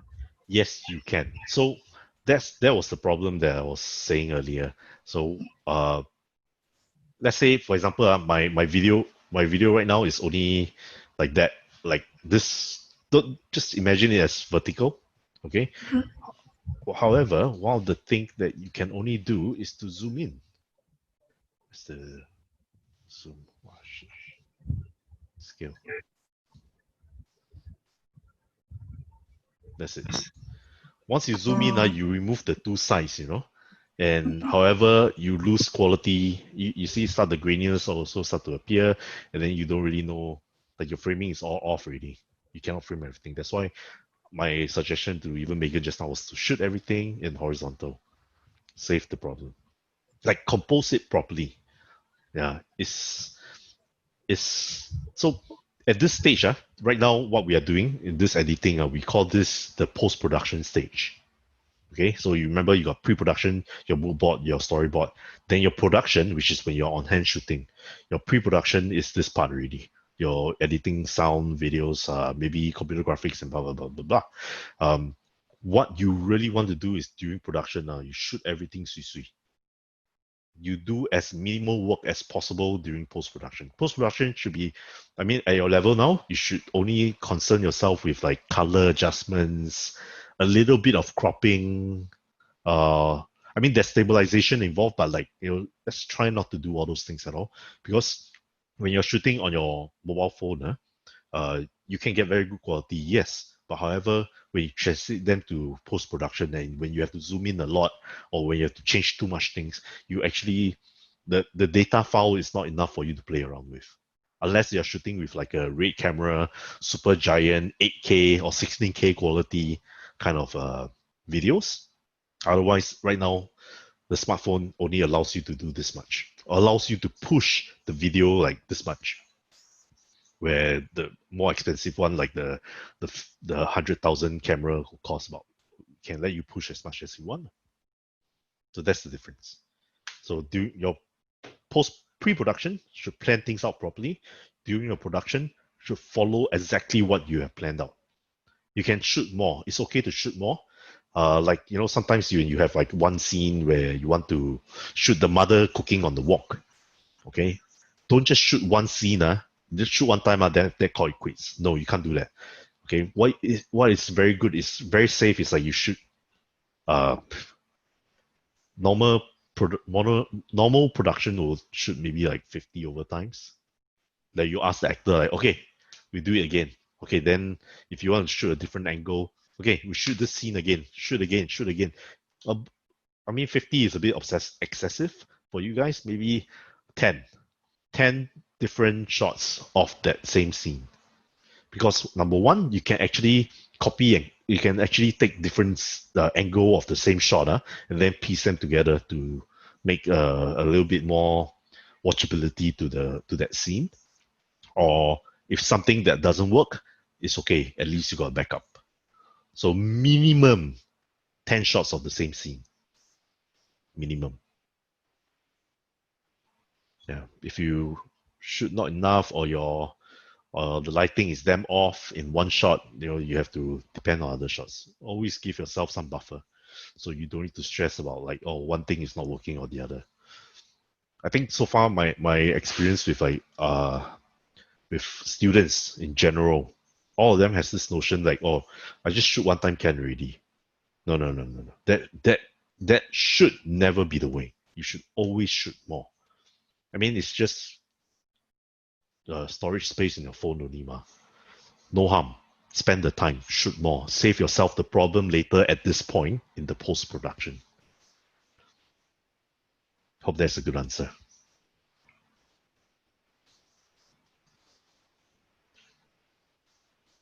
Samantha disappeared.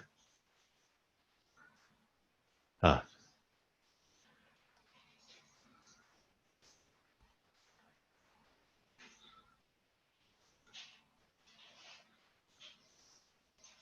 Okay, let me...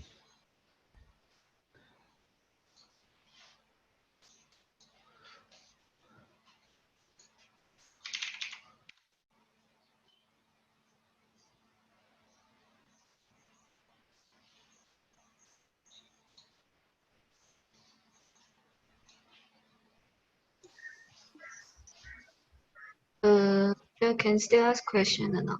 Yes, of course. You still got time. Okay. How do I make the transition longer? Okay, share your screen with me. Okay. Like I added the transition, but it's quite fast. Okay. That was the same problem that I mentioned earlier. That means your video clip does not have enough for your transition to go in. So you click on the transition.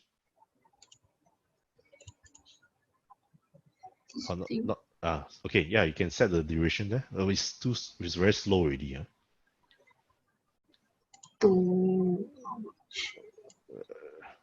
Now you got not enough video footage to transit. I guess I can't do anything. Hey, wait, you're transiting in the clip itself, not between the clip. Yeah, because it was like the end. Okay, then you delete that transition, drag in again. You should. It's towards the end. Yeah, you got not enough clip. So don't worry. Next week we'll do one thing about adding graphics in. Okay. Yeah, so we can actually add in like a black piece of paper at the end, so for you to lengthen your transition to black.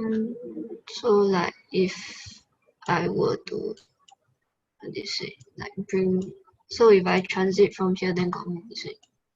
Yeah, or transit at the end of that laugh MP4 clip.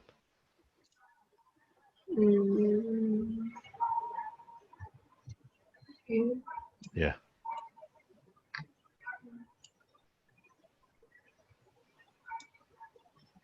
Yeah. Yeah. Okay. But why is there another clip there? Which this thing? Yeah. Oh, because when it was fading, the sound was still there. Then it's like very scary. Okay. The sound can also fade also lah. So don't worry about that. Yeah. Okay. It's the same thing. You go to your effects, right? You scroll up. Scroll up. It should be under audio transitions. You see, you went past audio effect. No, down. The crossfade. Yeah, double click on it. Do you have it? Got nothing. Okay, don't worry. Later, next week I'll show you a way to crossfade it easier. Okay, Thank Yeah. you. Cool.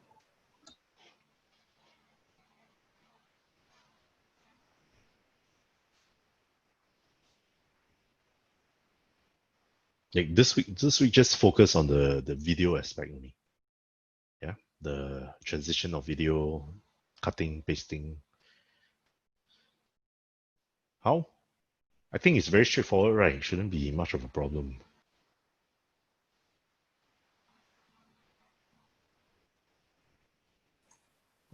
Maybe if it helps, if most of you have shot vertically, right, just do a quick reshoot, go landscape.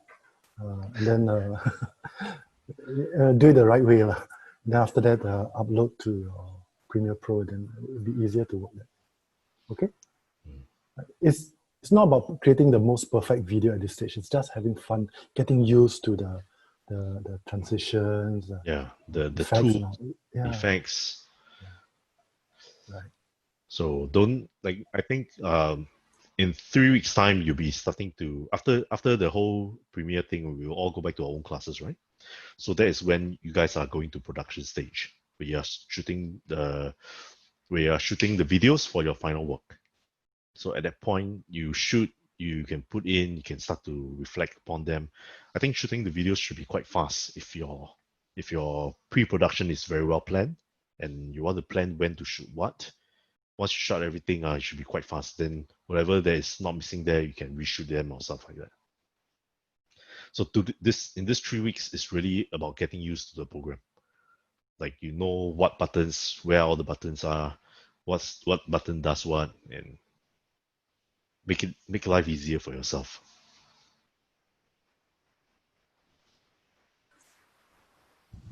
Of course, we don't expect you to begin shooting 3 weeks from now, your video. Most of you have already begun prepping work, shooting some of your video shots already. So that's good, But think to heart what Shengen also has advised you, right? Plan carefully, do all, compose your compositions using the things that you learn, the lessons, right? So that when it comes to post editing, your life is so much easier. You don't have to worry about all those terrible things. Yeah. Just now someone asked something. I want to ask, right? My setting is kind of different from the rest of them. Share your screen. What's wrong with your setting?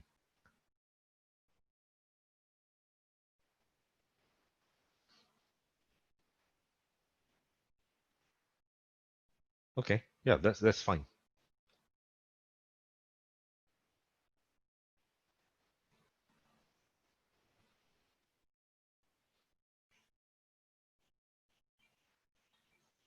So could you start the project from here?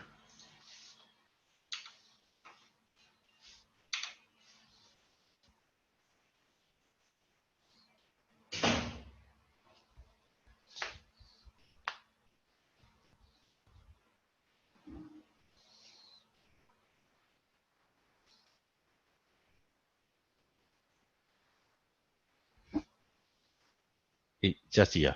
Got any problem? Sorry? No, So okay already, right? I mean, is there any problems with like going to the program, like our screen, everything is fine? No, I don't think so. Yeah, then no, that one don't need to worry about because everyone has different computers, everyone has different settings. Yeah, but generally just keep to the same safe ones and should be fine.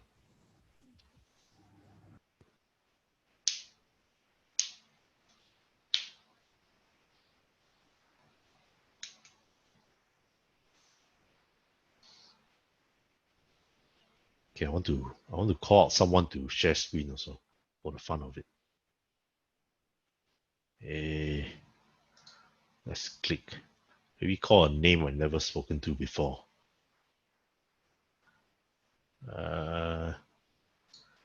Cecilia Pay.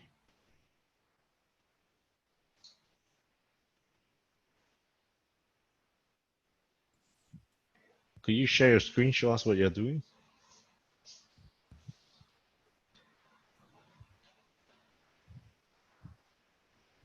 She's not in our class. She's not a student that I've taught before, right? So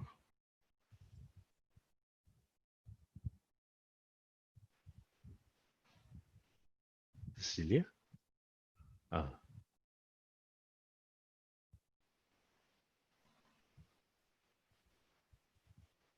All right. Play.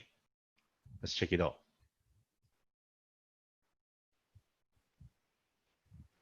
Okay, cross this off, cross this off. All right.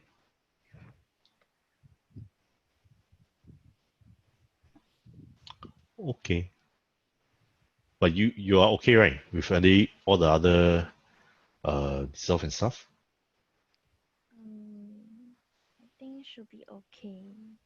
Okay. I just spotted something. You see on top, I think everyone should pay attention a bit. Okay, on top, you see the video, the on top of Premiere Pro, right on top, how she saved her file name. So the play only, she actually put spaces in between. My suggestion is, I mean, this again is very old method thinking. Do not put spaces in your file name. Okay, just make it a habit. If you want to put a space, put an underscore. Don't press spacebar. Because it's very old-fashioned thinking, but usually in the past when we put spaces in our file, like the file tends to get corrupted, or the different computers might not recognize the file, and it's just a big leceh hassle. So in sort of like from last time, we always been taught, never save your file names with spaces. Okay, just put an underscore if you want to put a space in between. Okay, other than that, you're cool. You're right. Okay. Just make sure don't put space in Thank any you. files. All right. Thank you. Okay, I want to throw another person in. Alicia Po.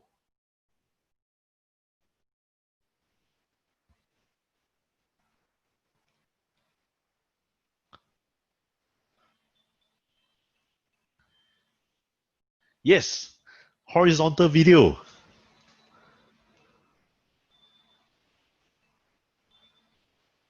Okay, play.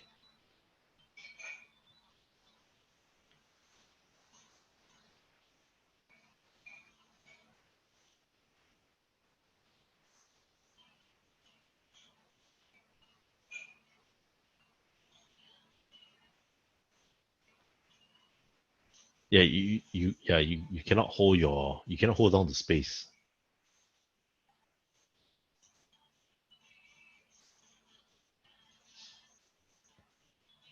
Wow, steady lah. This one YouTuber already. Oh, she's very experienced, huh? Oh my goodness. Wow, YouTuber already. She's been watching a lot of Zoomers. Okay, just keep in mind, okay, even though your cut, I mean, your cut is perfectly on point, which is good. Makes your job a lot easier. What you do is you got to put a bit of cross dissolve, like just like 0.5 seconds of cross dissolve, so to make the transition even smoother. Try it. Click on effect. Click on effect first. Video transitions. Dissolve.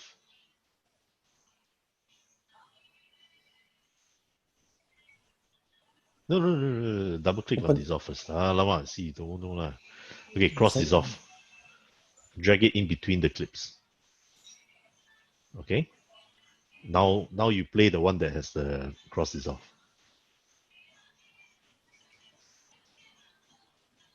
You see that? You might want to play around with the duration of the cross dissolve. Maybe make it even faster. So click on the cross dissolve. Yeah. Shift them around.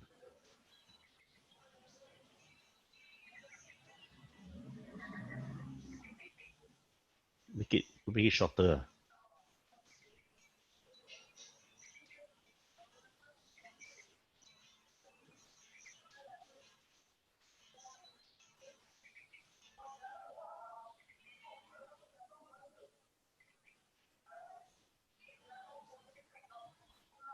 Okay, try play.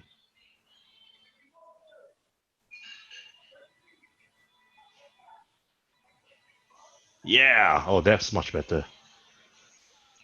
Yeah, that's way much better. So, okay. Thank you. Now you know where the cross dissolve is, huh? Don't drag in the whole folder, please. Okay, next person. Let's see. Maybe someone who got the video off. How about Iman? Iman.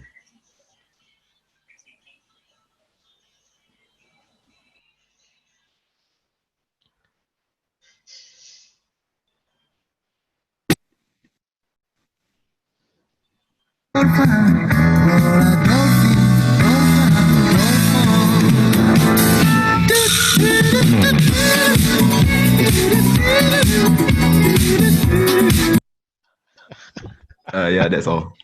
Can lah. Okay, you know where's everything at, huh? Yeah. Cool. That was fun. So you unlink the previous video and you put in your own audio, is it?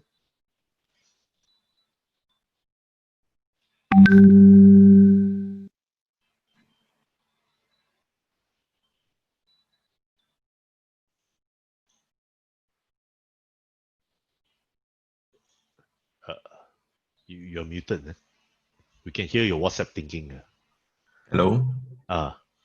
Yes. So I asked, you unmute, you unlink the video, remove the audio, and just put in your own audio, is it? Yeah. Okay. Yeah. Good stuff. Thank Good you. practice. Okay. Come. Next victim.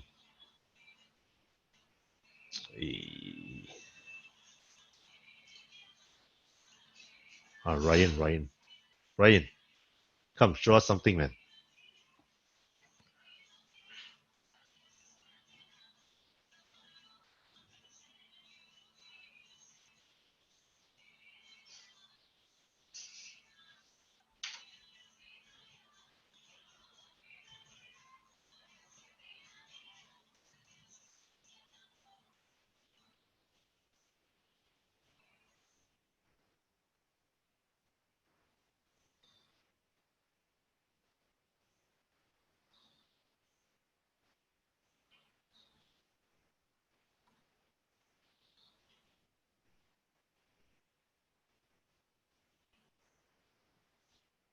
I think you can cut away a lot of the hand in front of that long clip.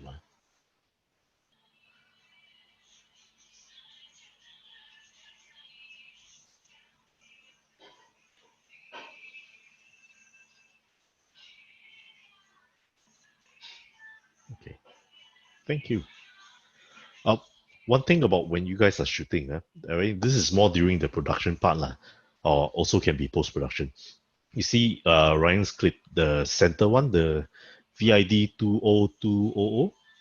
Yeah, this clip may be a bit too long and too draggy. So when you are doing your clips, when you're editing or when you're shooting, right, you have to keep in mind that when you're about what the audience might feel. You know, sometimes if it gets too draggy, you yourself will know it one. Like if it's too draggy, people will not want to watch it. Like they'll give up after a while. So try to keep it like shorter, more tighter. If it's going to be a long video, then at least the actions and things that happens within that one scene has to take place on the longer term. Yeah. So yeah, that was a bit draggy. I'll cut it into half, even shorter. You don't have to do it now. It's okay. Okay, next person.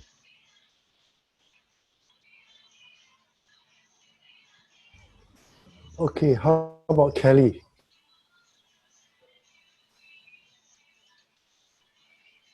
Hello. Hi, Kelly. Would you like to share? Can you hear me? Yes. Okay, I kind of made like a music video. Can. Come, share. Okay. I haven't synced up the audio perfectly yet though, but wait, let me.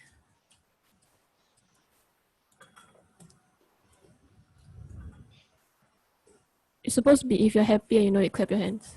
Yeah.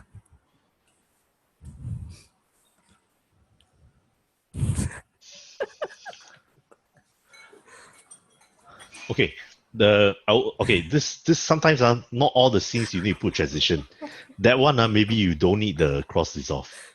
Yeah. It's nicer if it just when you're happy and you then after the next scene straight away open up like then after switch back again. So if you put a cross dissolve there, just cross dissolve is more like or dissolving it's more like you blend it in together. But this one you want to properly split them up nicely. Yeah, because like you were talking about cross dissolve, so I just initially I didn't add it, so yeah, that's why some scenes you don't need to add, some scenes you need to add. So it's really about what you want to express or how to make the scene interesting enough for people to watch. Yeah. And what's with the gang sign thing? What? There's a no. Some gang sign in the video. There's a gang sign. What? Yeah, what's no, this? It's not a gang sign. Well, like some Takashi. It's just like pointing the finger. Yeah. Oh, gun. It could be a gun. Not. Not a gang sign lah, you. Yeah, it's not a gang sign. Be them gangster though. No lah, it's not gang sign lah. Yeah. Yeah, that's all. Nice. All right. Nice.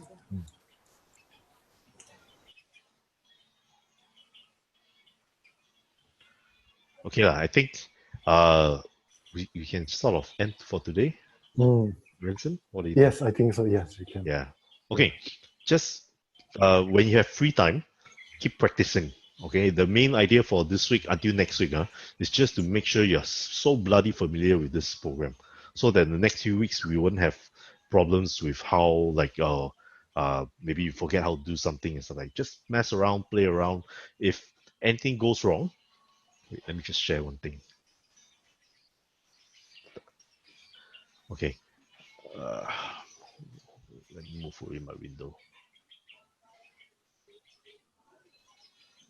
Okay, if anything goes wrong with your, like, say suddenly you accidentally close this one, like, oh no, where's my effects control?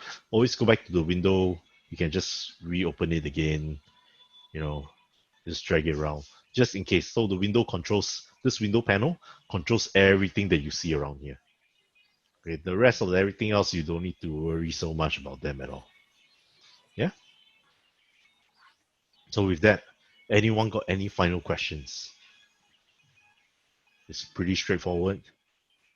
No need to worry so much. Just cut, edit, transitions. Then next week we will go into title sequencing, putting words, putting text into your work. Okay? Okay, before you go, let me take a screenshot first. Otherwise, I cannot do the attendance.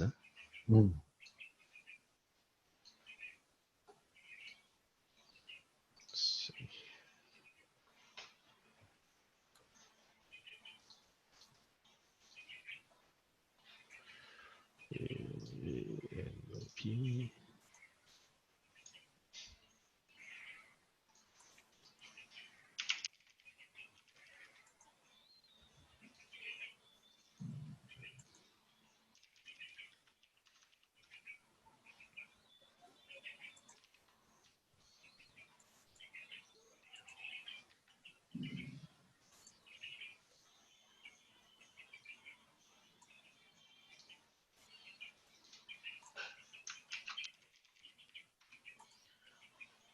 Okay, I'm done.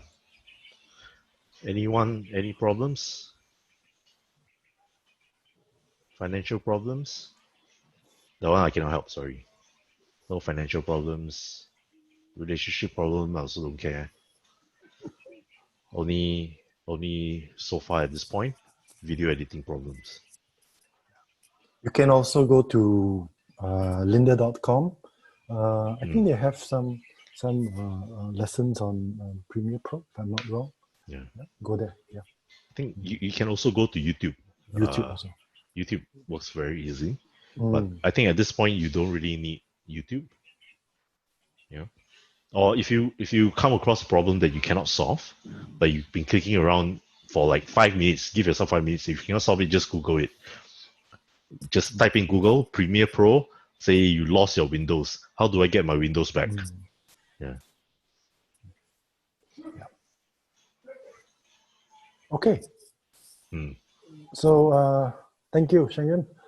That brings us to the end for today's workshop.